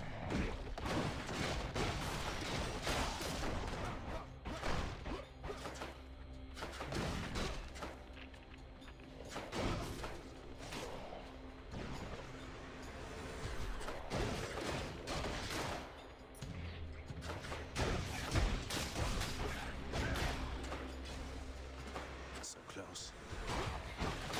Keep it up. Oh god. Can you? Gotta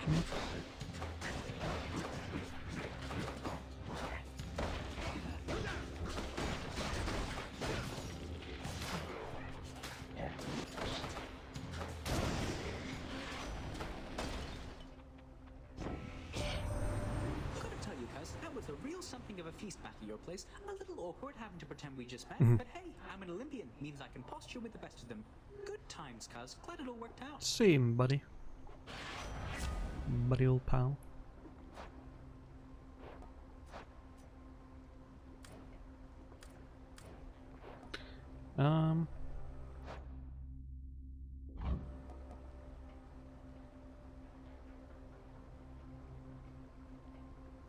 I'm pretty sure.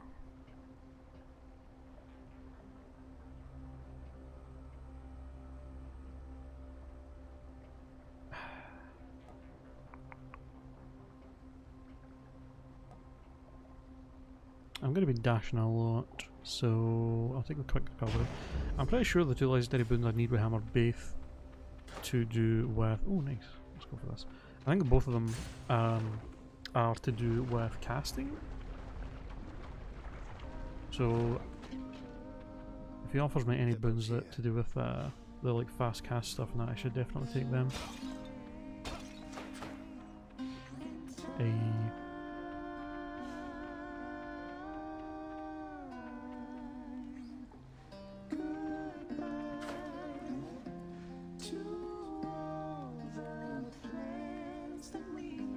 That was a nice wee listen.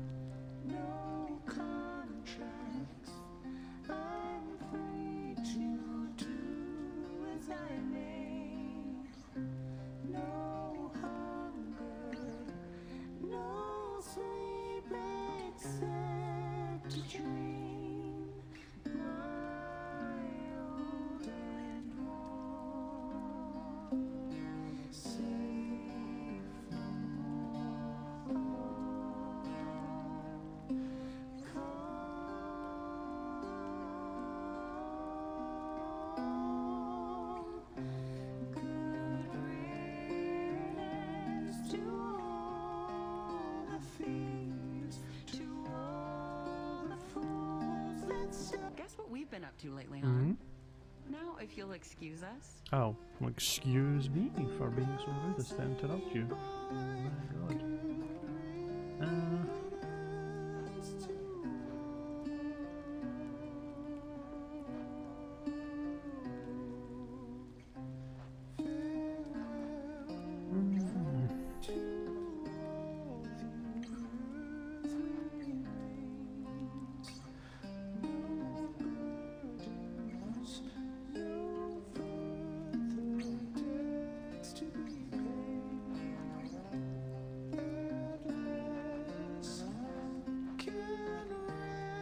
Sure. Frost Strike and Rabbit as well. Nice.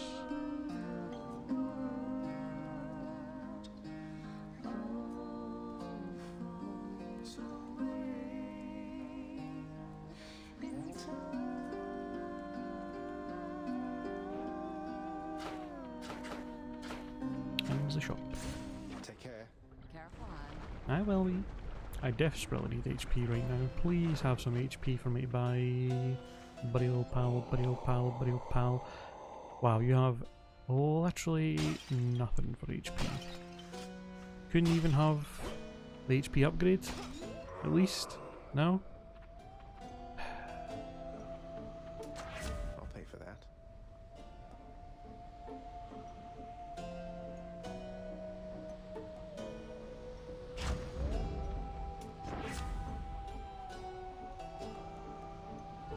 hate to be ungrateful here.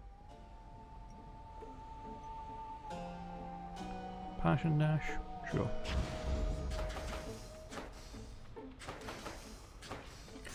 Sure, why not?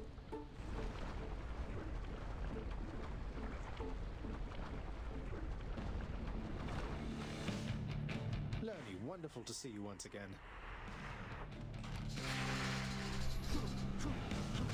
Do so.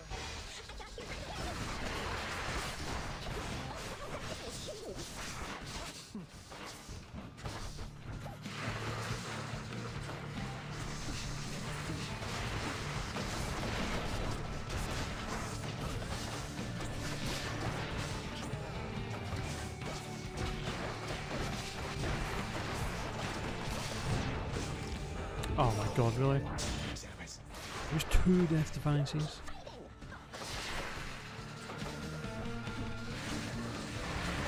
I'm gonna have to hope that I run into what's his face up in Elysium to fucking replenish all my death defiances. It's the only chance I'm gonna have here.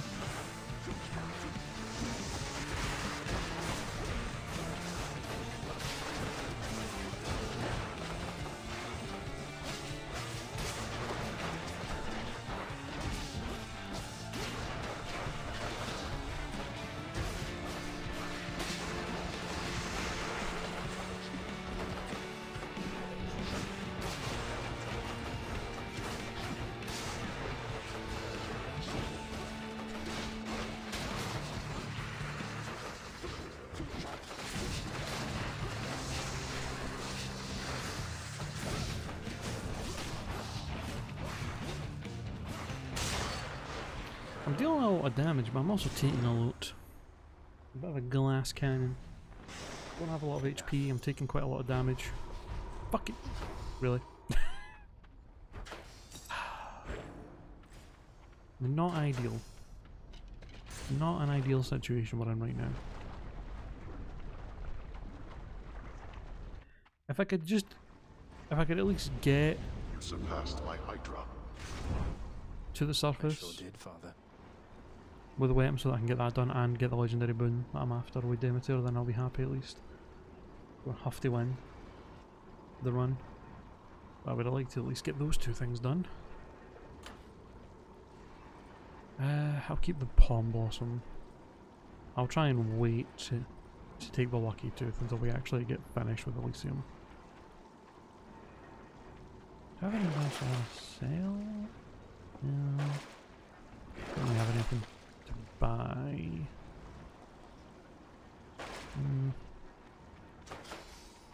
Next region.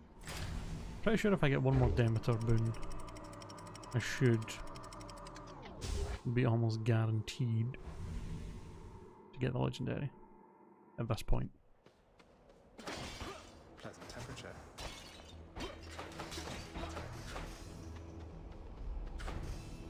Just need to get from here across all that. Go for the money.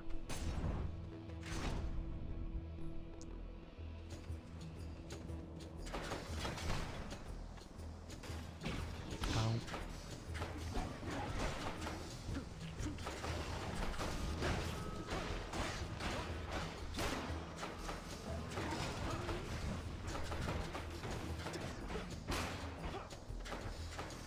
Just getting started.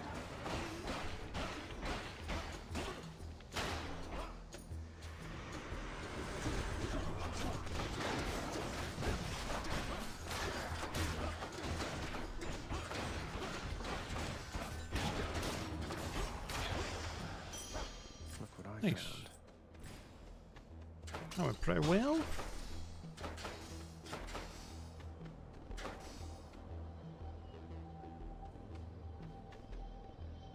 Sure. Whatever, let's try it.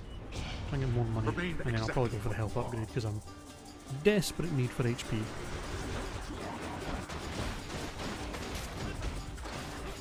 lot, huh?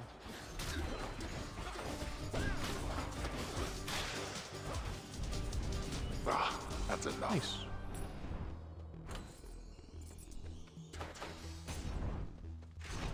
Yo, Thanatos. Could you show up though? That'd be nice. and very useful.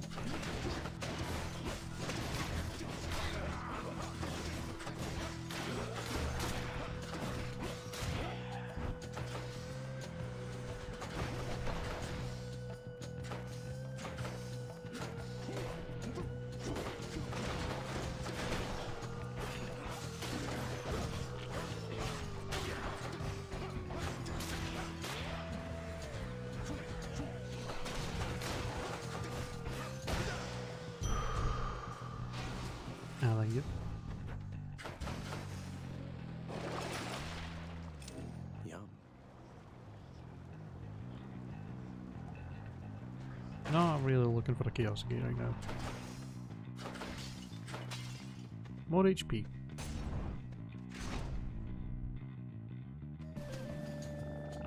More flame Great. wheels.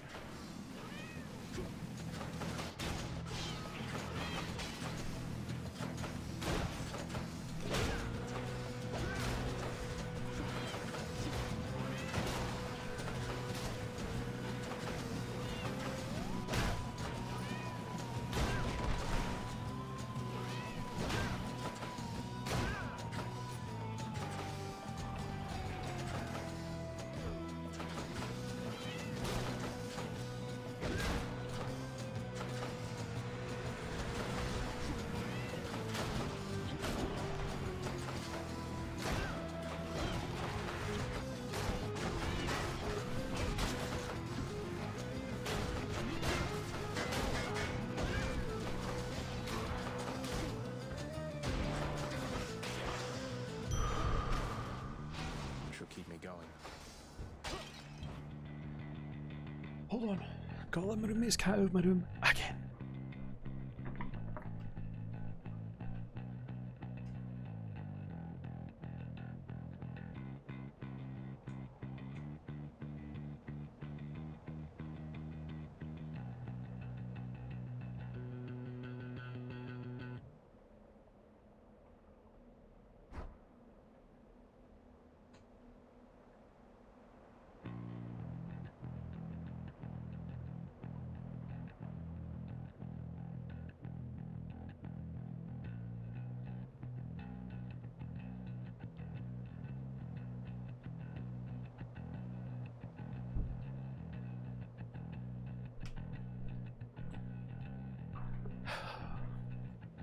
For some reason my roommate's cat's made it a thing now where he just comes in and lies in my room, but then he constantly wants in and out and in and out. And I'm having to keep getting up to fucking let him in and out.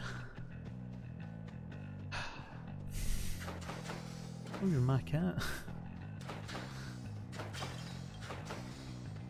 Alright. Ooh, a hammer.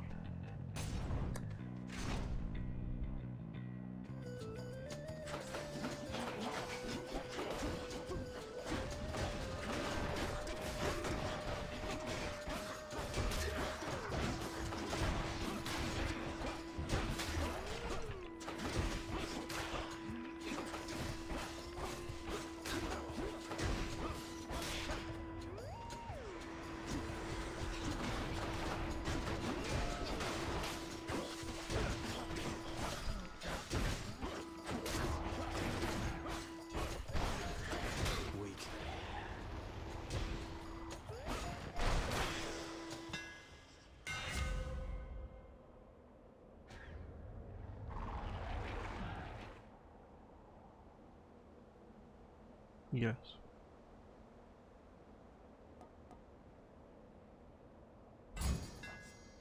Because then we're dealing with a fuck ton of armoured enemies, that would be very useful.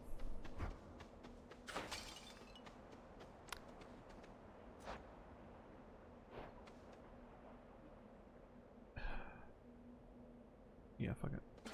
Go to the shop. Is the game really going to do this thing now where it's never going to give me another Demeter boon? Oh, thank God. Oh, now you've got health. Now you've got health for me. Yeah, big prick. Should come in useful. Is it still not offering me the legendary boon? I've got I have 3. All 3 of the boons. I only need 2 of them to have the legendary to have the legendary appear, and I have all 3. It's still not getting it.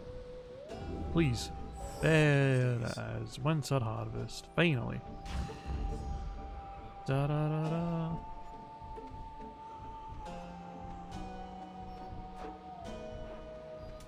Give me the health as well, why not? How much is this? Heals at 80. I'm missing 40. Nah. Another Demeter boon as well. Fuck it. Full Demeter. Oh god. Mother of all soul catchers.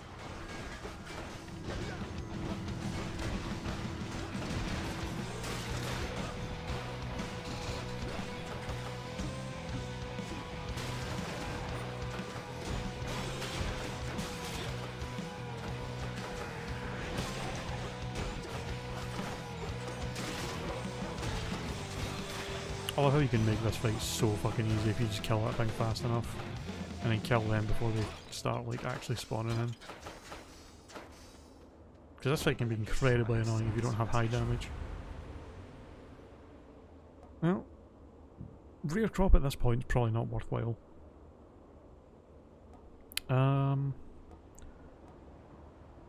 Whenever I cast... Eat... Hurried's actually not is actually pretty good. It's got a big range, so sure. We'll take the 8. Sure. Maybe make my dash weak thing a bit more effective. Plus, I've got a thing that's. Oh, never mind. I was about to say I've got a thing that makes it so I do more damage. If I have a bunch of different. Like the more boons I have from different gods, I think. But I've already got any of these ones, so that wouldn't even bring it.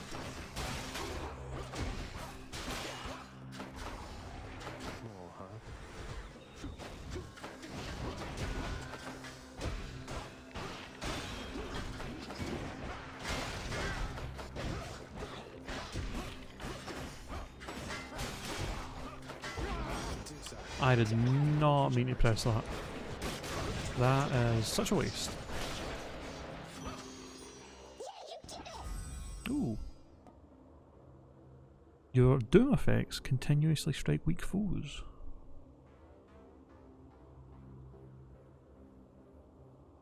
Sure.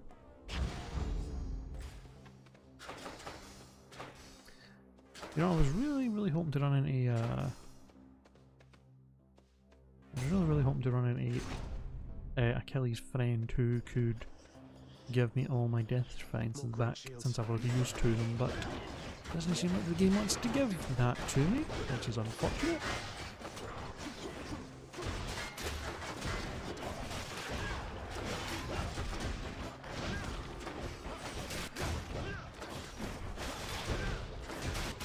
Farewell.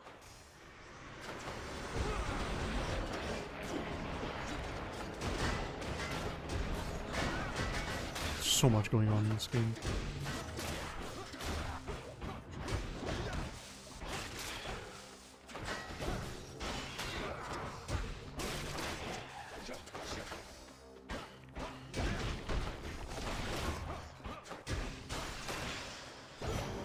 Right there.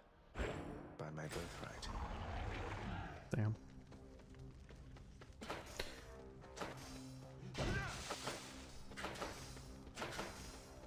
I have 200 do. You know what, I'll keep my money and I'll get the health. Keep my money so that I can maybe use it to buy a death defiance and the sticks. Because I'm desperately gonna need more.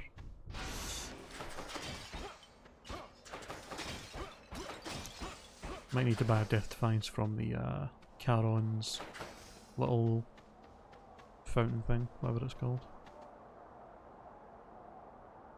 Okay. Time for these 2 dickheads.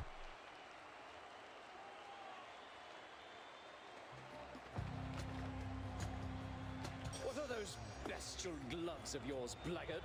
Beginning to show more of your true and savage nature here, perhaps? No. He bears the twin fists in the aspect of a king called Gilgamesh. That king, he too wrestled a beast like man. my friend. Maybe that's why I knew this fight would come. What are you telling me, Asterius? Now is certainly not a good time for waxing philosophical, I think. And surely this King Gilgamesh of whom you speak is much more competent a fighter than this filth. Deuce of hell.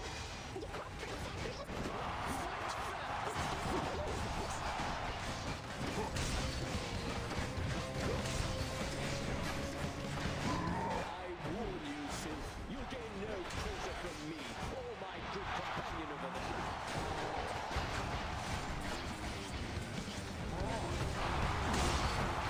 Such fervor coming from this crowd.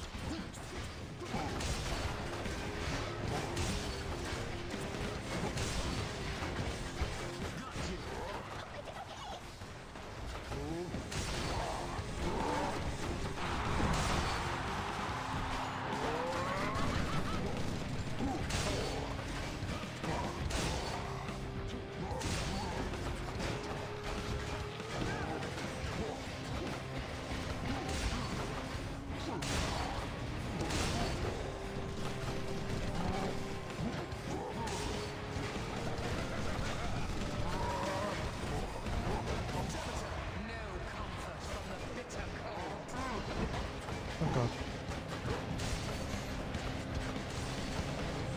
And there's my last one gone. Cool. Your next king. Attack me if you dare, blackguard. Either way, I shall crush you.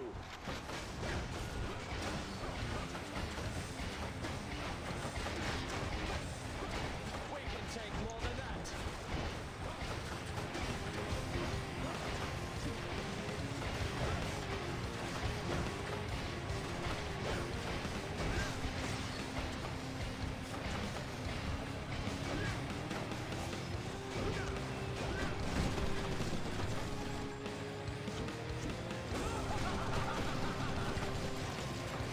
Hey.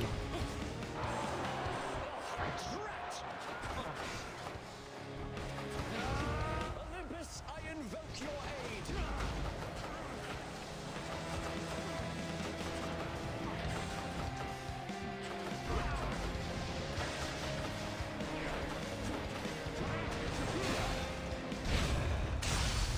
Oh, what?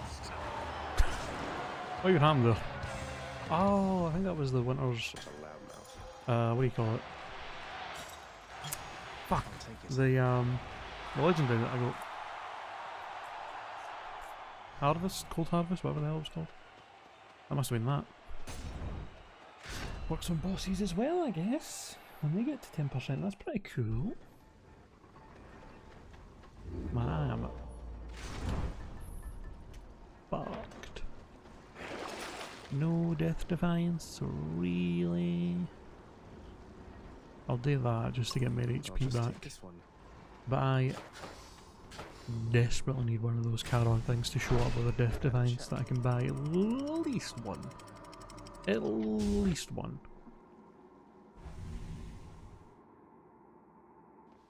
Unless I just do really, really well in the Hades fight.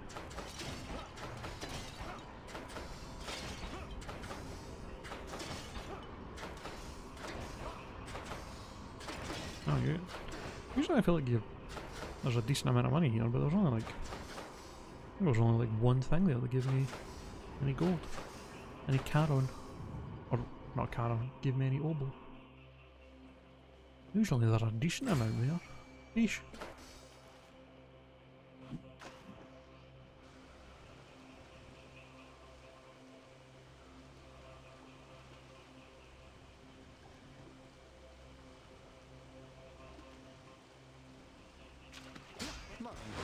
Go. It's a gap. Piece of gap. Bunch of palms, Hermes, diamond, and me 80s one.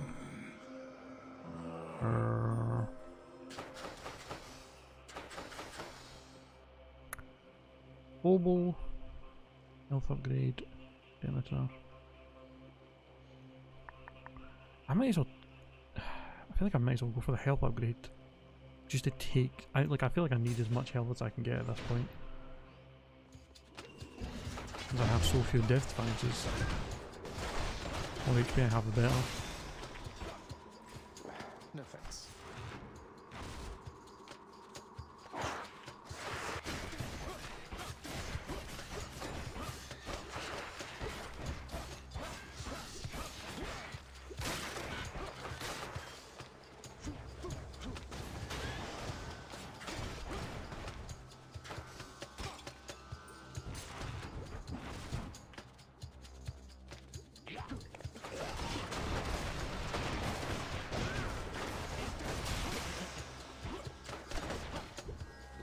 Doesn't taste like anything.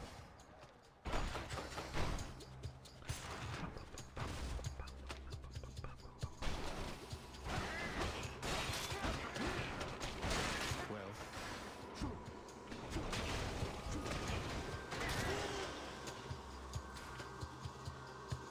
not bad.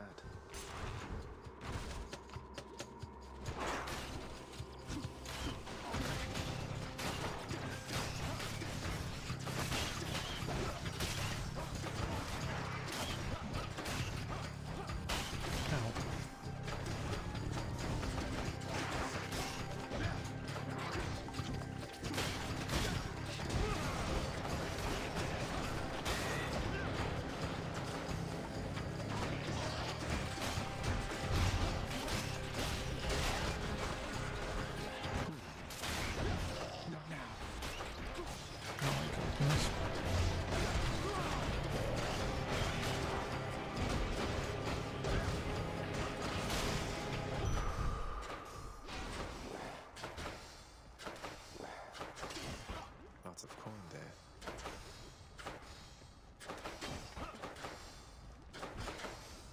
Down the chute. I'm back.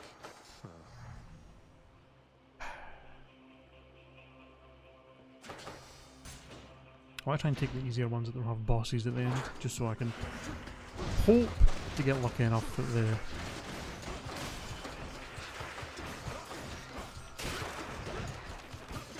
thing will be there.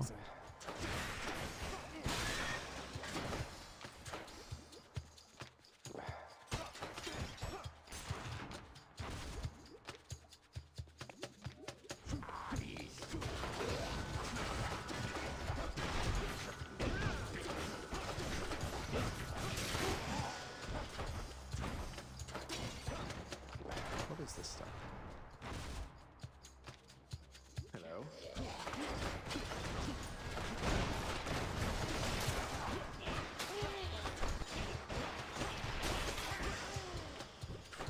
Not a single Karen shot, really? Come on, Karen. Give me one. Please.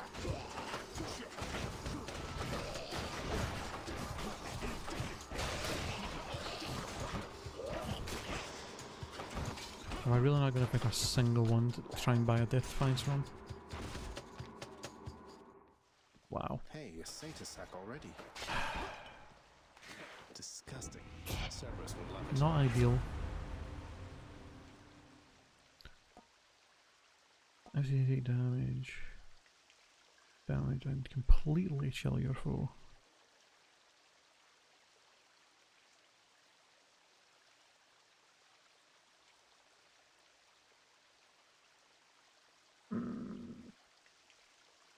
Sure. That's cold. I feel like it's worth. I feel like it's worth going the other path just to try and find a death defiance that I can get, to be honest. Time to deliver the goods. At least, I'll try at least the Demeter one. If this doesn't have one, then fuck it. We'll just have to go with only one. With just the lucky tooth revival. And just try and just hopefully play very, very well against Hades.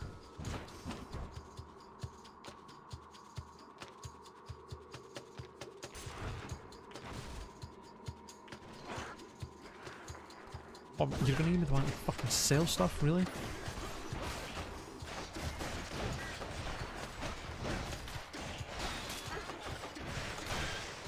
Just know what I want. I don't want that. I want the other one. Tasty. Please. Please. I mean, they're going to fucking give me one that's not even going to have the death defiance there on it. No Malak.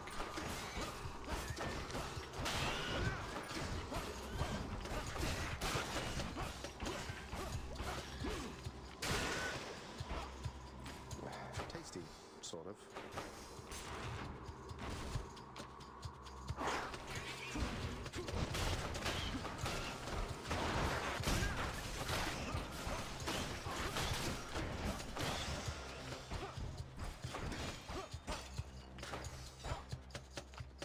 Doesn't taste like anything.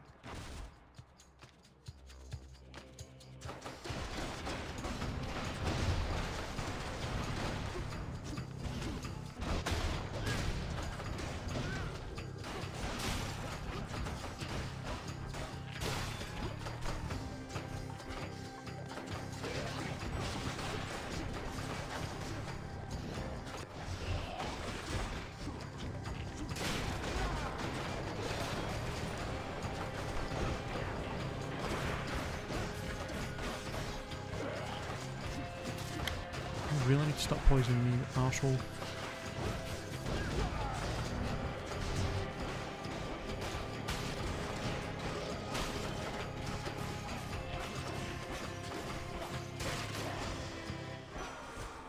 In the name of Hades.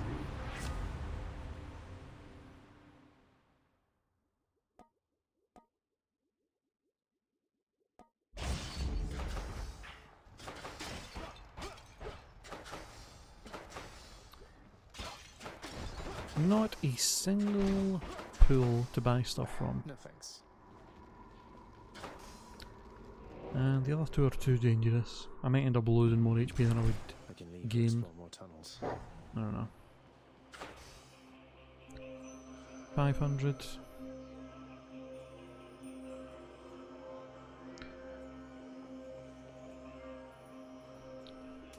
Don't spend it all in one place, mate.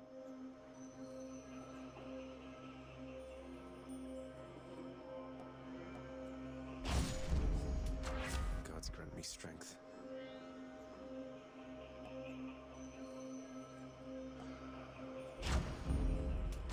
Delicious.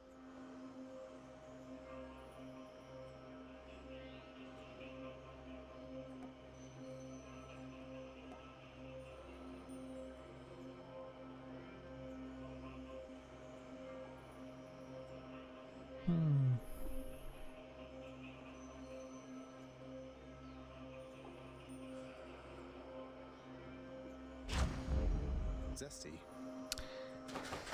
Well, I at least got the two things I wanted to do this run. Whether or not we can beat Hades, that's another story.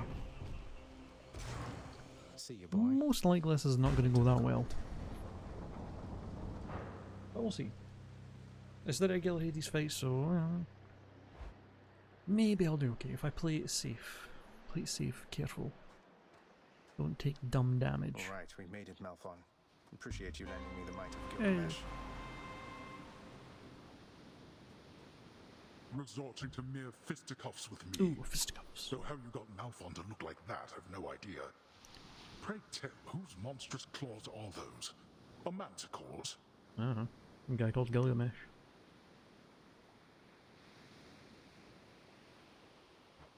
These claws, I'll have you know, Father, belonged once to an ancient god king known as Gilgamesh. You ever meet? Provided he was flesh and blood at some point, then he resides within my realm. Presumably within Elysium somewhere, sadly bereft of his manticore claws thanks to you. Come, show me what they can do. Oh, I'll show you. But you're probably going to win.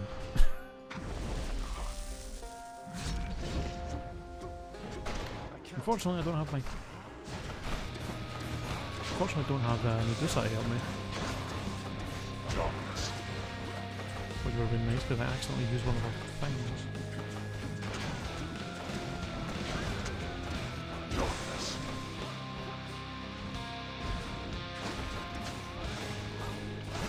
Wake up, boy. I'm taking way too much damage here. And fights with the ferocity with which you once clung to your meager lives. Why don't you let your wretches rest in peace?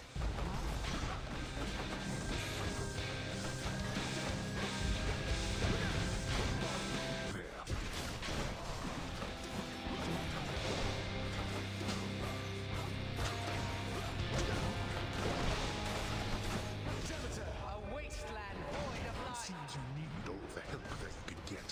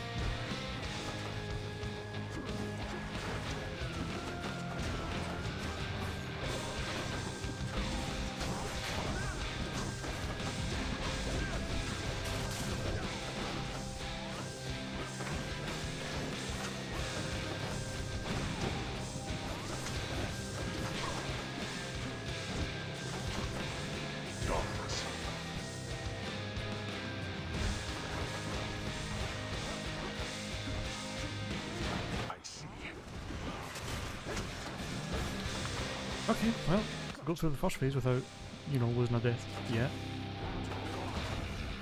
Come on and die. Come on. Out of my sight.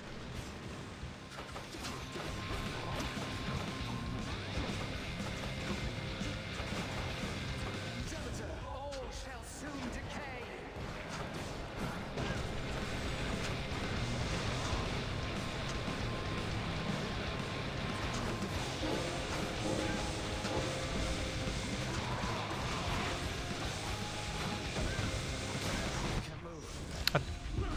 What even happened there?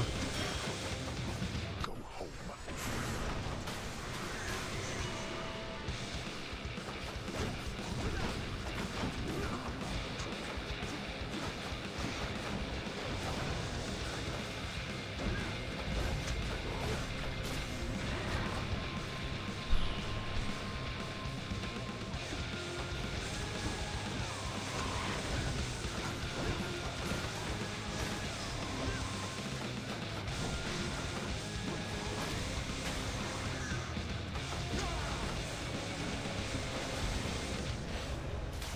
Oh! I actually won. I cannot believe I actually won this run. Holy shit. Me somehow. And yet. Let's do this again. E. Also, that fucking In the name of someone very sore right now. that what do you call it? That legendary winter one is insane. Having bosses that just die when they're at 10% of their HP is like actually kind of crazy. Cannot believe I actually won that. I was not expecting to get through that. with only the two. Prince Zagreus experiences some sort of joyous outcome for a change, in contrast to the arbitrary and unfortunately painful death he shall experience now. Oh, damn it!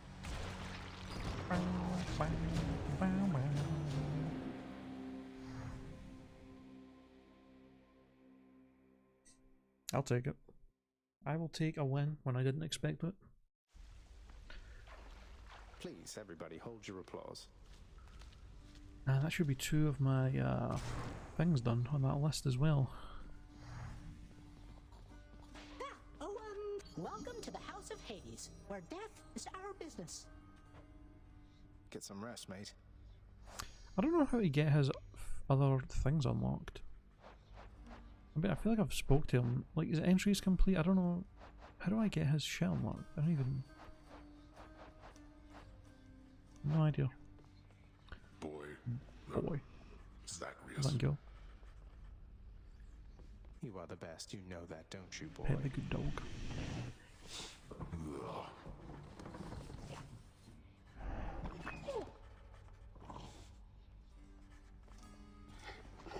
The much-feared Cerberus licks endlessly at something on the floor. Alright. What up, Dad?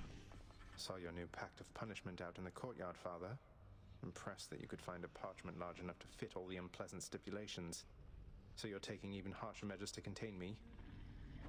Whether you consent to the terms of the pact is entirely up to you, boy. But in all your comings and goings, it is important that we have full knowledge of which property is being carried from the premises. Sure. Alright.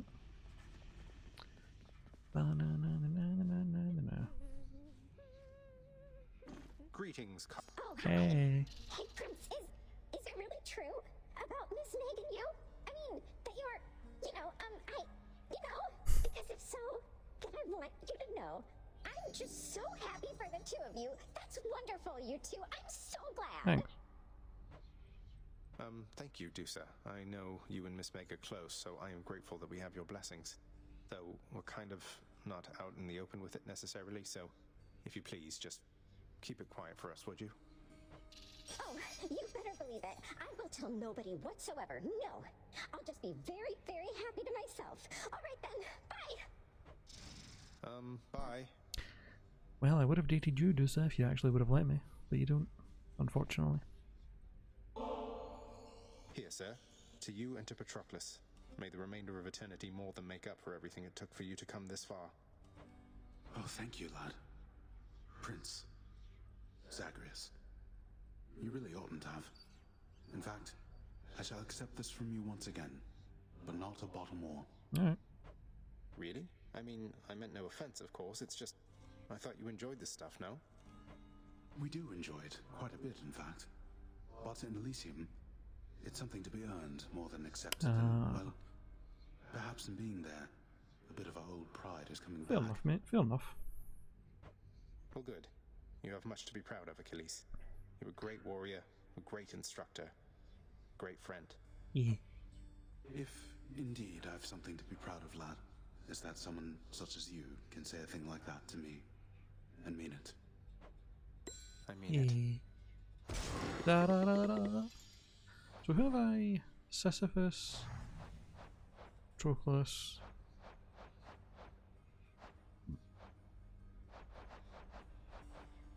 Aphrodite, Artemis, Hermes.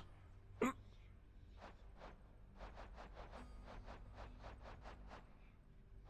the only ones I haven't got the still a few, but not too many left to get the bond thing with. I'm so impressed with what you've managed to accomplish, lad. When I was closer to your age, or the age you appear to be, all I wanted was glory, to be remembered forever. Look where that got me. I'm glad you know better than I did. So in pursuing glory, you think you lost it? Forgive me here, but I just disagree. I settled a family squabble. You single-handedly turned an entire war. A foolish war. Glory comes to those driven to excel in worthwhile pursuits. A happy side effect, not a goal unto itself. Though you don't need for me to tell you that. If not for all your training and advice, I wouldn't have come this far. You prepared me for this. Wasn't that a worthwhile pursuit? Must mean you got some glory after all then, right? Well, you got me there.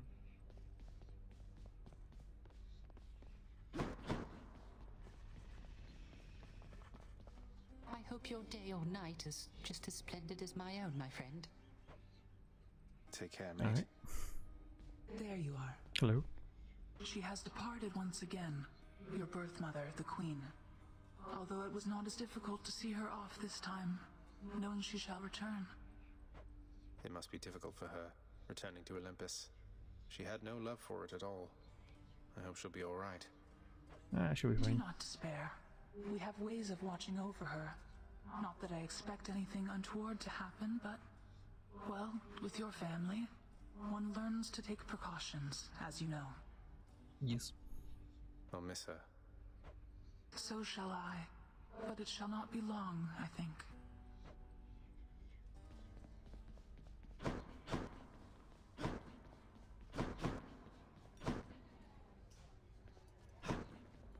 Got some fish for you. Here's the catch of the day. Or night.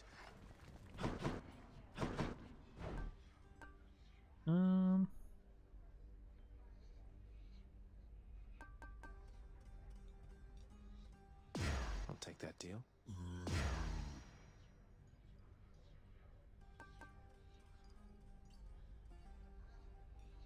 It's a deal.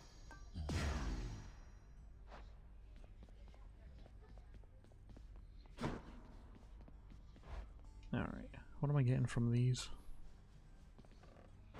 Prophecy fulfilled. The claws of Enkidu helped me scrape by to the top. Pure ambrosia. Oh, right, yeah, this isn't finished because I still need fully loaded and bad news to actually finish this. I don't know why, for some reason in my head I was like, yeah, Winter Harvest the last one. So, the Sisyphus story, I need to still get those two Hermes ones, which is kind of bad because there's no way for me to really, there's not really any way for me guaranteed for Hermes boons to show up. It's just kind of luck whether you find them. Daedalus enchantment for Stygius, World Splitter, Charged Volley for the bow, Breaching Rush and Ferocious Guard for the shield, Exploding Launcher for the spear, Explosive Fire for the rail. I guess I do have all the fist ones. I still need to learn how to play this. I still don't know how to do this. I tried to Google this as well, and it just didn't work. Like nobody knew how to get this to actually like progress on learning on like how to learn to play this. Some people were saying you just play like a bunch after a run. Maybe until like Zacharias makes a comment and then that like progresses it or something. Or like more stuff to happen with it. That was like an actual tune.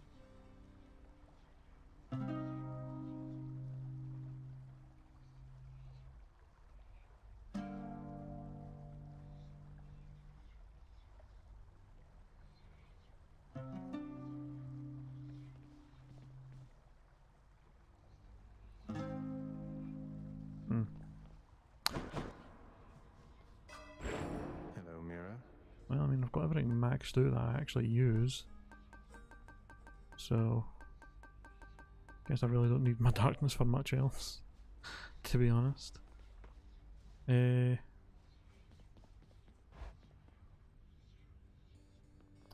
fact, there's what's the thing that's in Hades' bedroom I can use darkness for?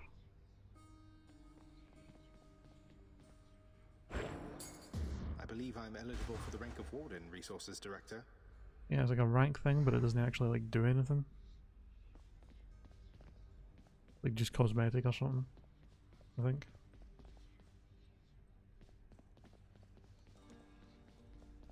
Sure.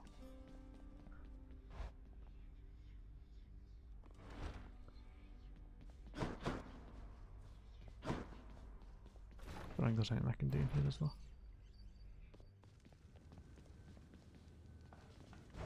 There is no escape.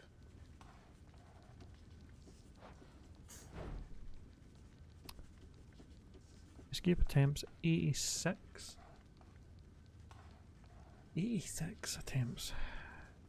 31. Wait, is that 31 hours played? Surely it's more than that. Way more. Maybe that's like 31 hours total, like during like escapes, maybe.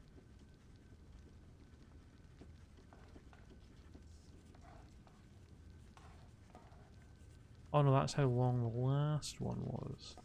That's how long the attempt was. It was 31 minutes. 18,000 total darkness. Okay.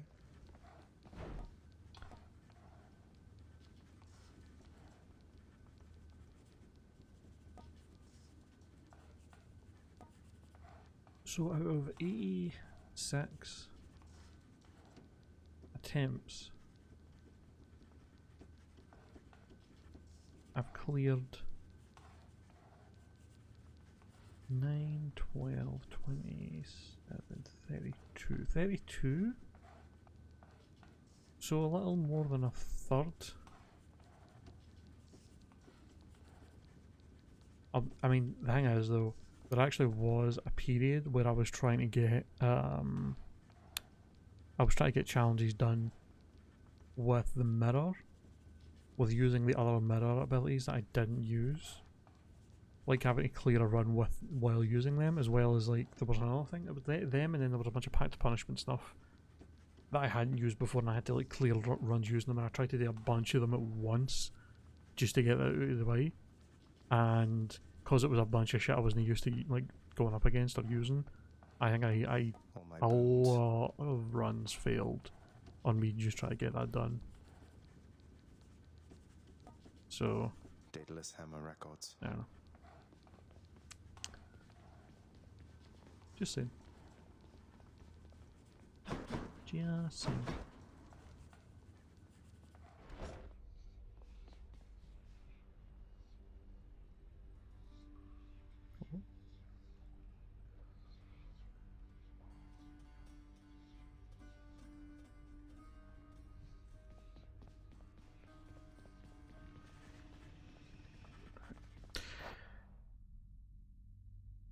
I think I'm just gonna end there for the day. I know it's a short stream the day, but I'm gonna be doing a bonus stream tomorrow for the Pixelmon server being opened, and also I want to spend some time. I want to have as much time tonight as possible to actually work on getting the server ready for tomorrow. So I think I'm just gonna finish early to deal with that, so I can definitely have all that ready for tomorrow. And then tomorrow usually I don't stream on Fridays, but tomorrow I'm gonna stream for the server being open.